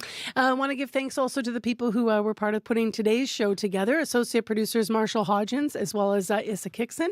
Community reporter in unit is Shanley Vidal. From our news department, Josh Crabb, Heather Wells, and Megan Ketchison are out there working. Our live team, Abby Adiemi, me, Sierra Sanders, as well as Azika Abdelatif with us here this morning behind the glass. So big thanks to everybody who worked on the program. Also, our producer and unit of the Current Affairs shows is Nellie Gonzalez, and the senior producer of audio at CBC Manitoba is Leif Larson. Your news is next.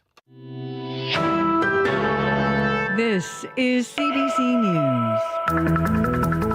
Good morning. I'm Heather Wells in Winnipeg. At 8:30, it's 17 degrees. Sunshine gets us going on this last Monday of July. Then a mix of sun and clouds, smoke moving in as that wind becomes northwest later today. A high today of 25. A pilot has died after a small plane crashed in a southern Manitoba field over the weekend. RCMP in the rural municipality of Springfield were called to a field in Dugald around 11 Saturday morning. Officers found a mangled single-engine aircraft in a farmer's field. Springfield Fire Chief Brian Seaton was one of the first people to respond. Devastating, right? Because it's not every day to fly. I mean, there's multiple car crashes and there's multiple this, and it's just in timing that people will actually see stuff like that, but it's not every day that you see a plane crash. Police say they found the body of a man, the only person on that plane. No details about his identity were available. The number of hospitalizations related to e-scooters is up. Data from the Canadian Institute for Health Information says injuries have increased by 32% across the country. Some advocates blame the increase in Manitoba on a lack of rules around the use of e-scooters. Pamela Fuseli is the head of Parachute, a national organization focused on preventing injuries. She says some users see e-scooters as toys and not actual vehicles. On a scooter versus a motor vehicle, it's like a cyclist or a pedestrian. You are at a distinct disadvantage. So the injuries can go from, cuts and bruises from falling off the e-scooter to broken bones and serious head injuries. The province says it is looking into creating rules so e-scooters can be used safely and responsibly. A tragic end to a search that started when an abandoned boat was found on Lake Winnipeg. Gimli RCMP were called to open water near Willow Island around 8:30 yesterday morning. When they arrived, Coast Guard officials said no one was in the boat, but a phone and wallet had been left behind. The body of a 62-year-old man was found a few hours later. Police believe he was the only person in the boat. A Winnipeg church is worried a Central Park concert might stoke seeds of division.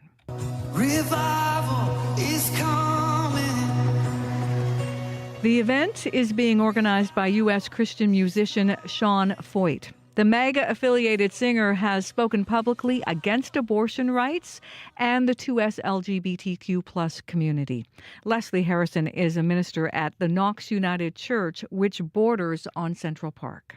Nobody would want something like that brought into our midst. We have enough issues that we're dealing with and have worked very hard to build, especially within Central Park, a place that can be safe and welcoming and accommodating for all. Foyt says he is facing religious persecution. The city is still reviewing his application to host the event. Politicians from both sides of the border are meeting in Saskatoon this week. The leaders from 4 provinces and 11 U.S. states are there for the annual Midwestern Legislative Conference. They'll talk trade, Canada-U.S. relations, immigration, agriculture, and tariffs at a time when President Trump says the U.S. and Canada may not reach a new trade deal by August. Winnipeg South MP Terry Duguid is eager to talk to Americans about trade.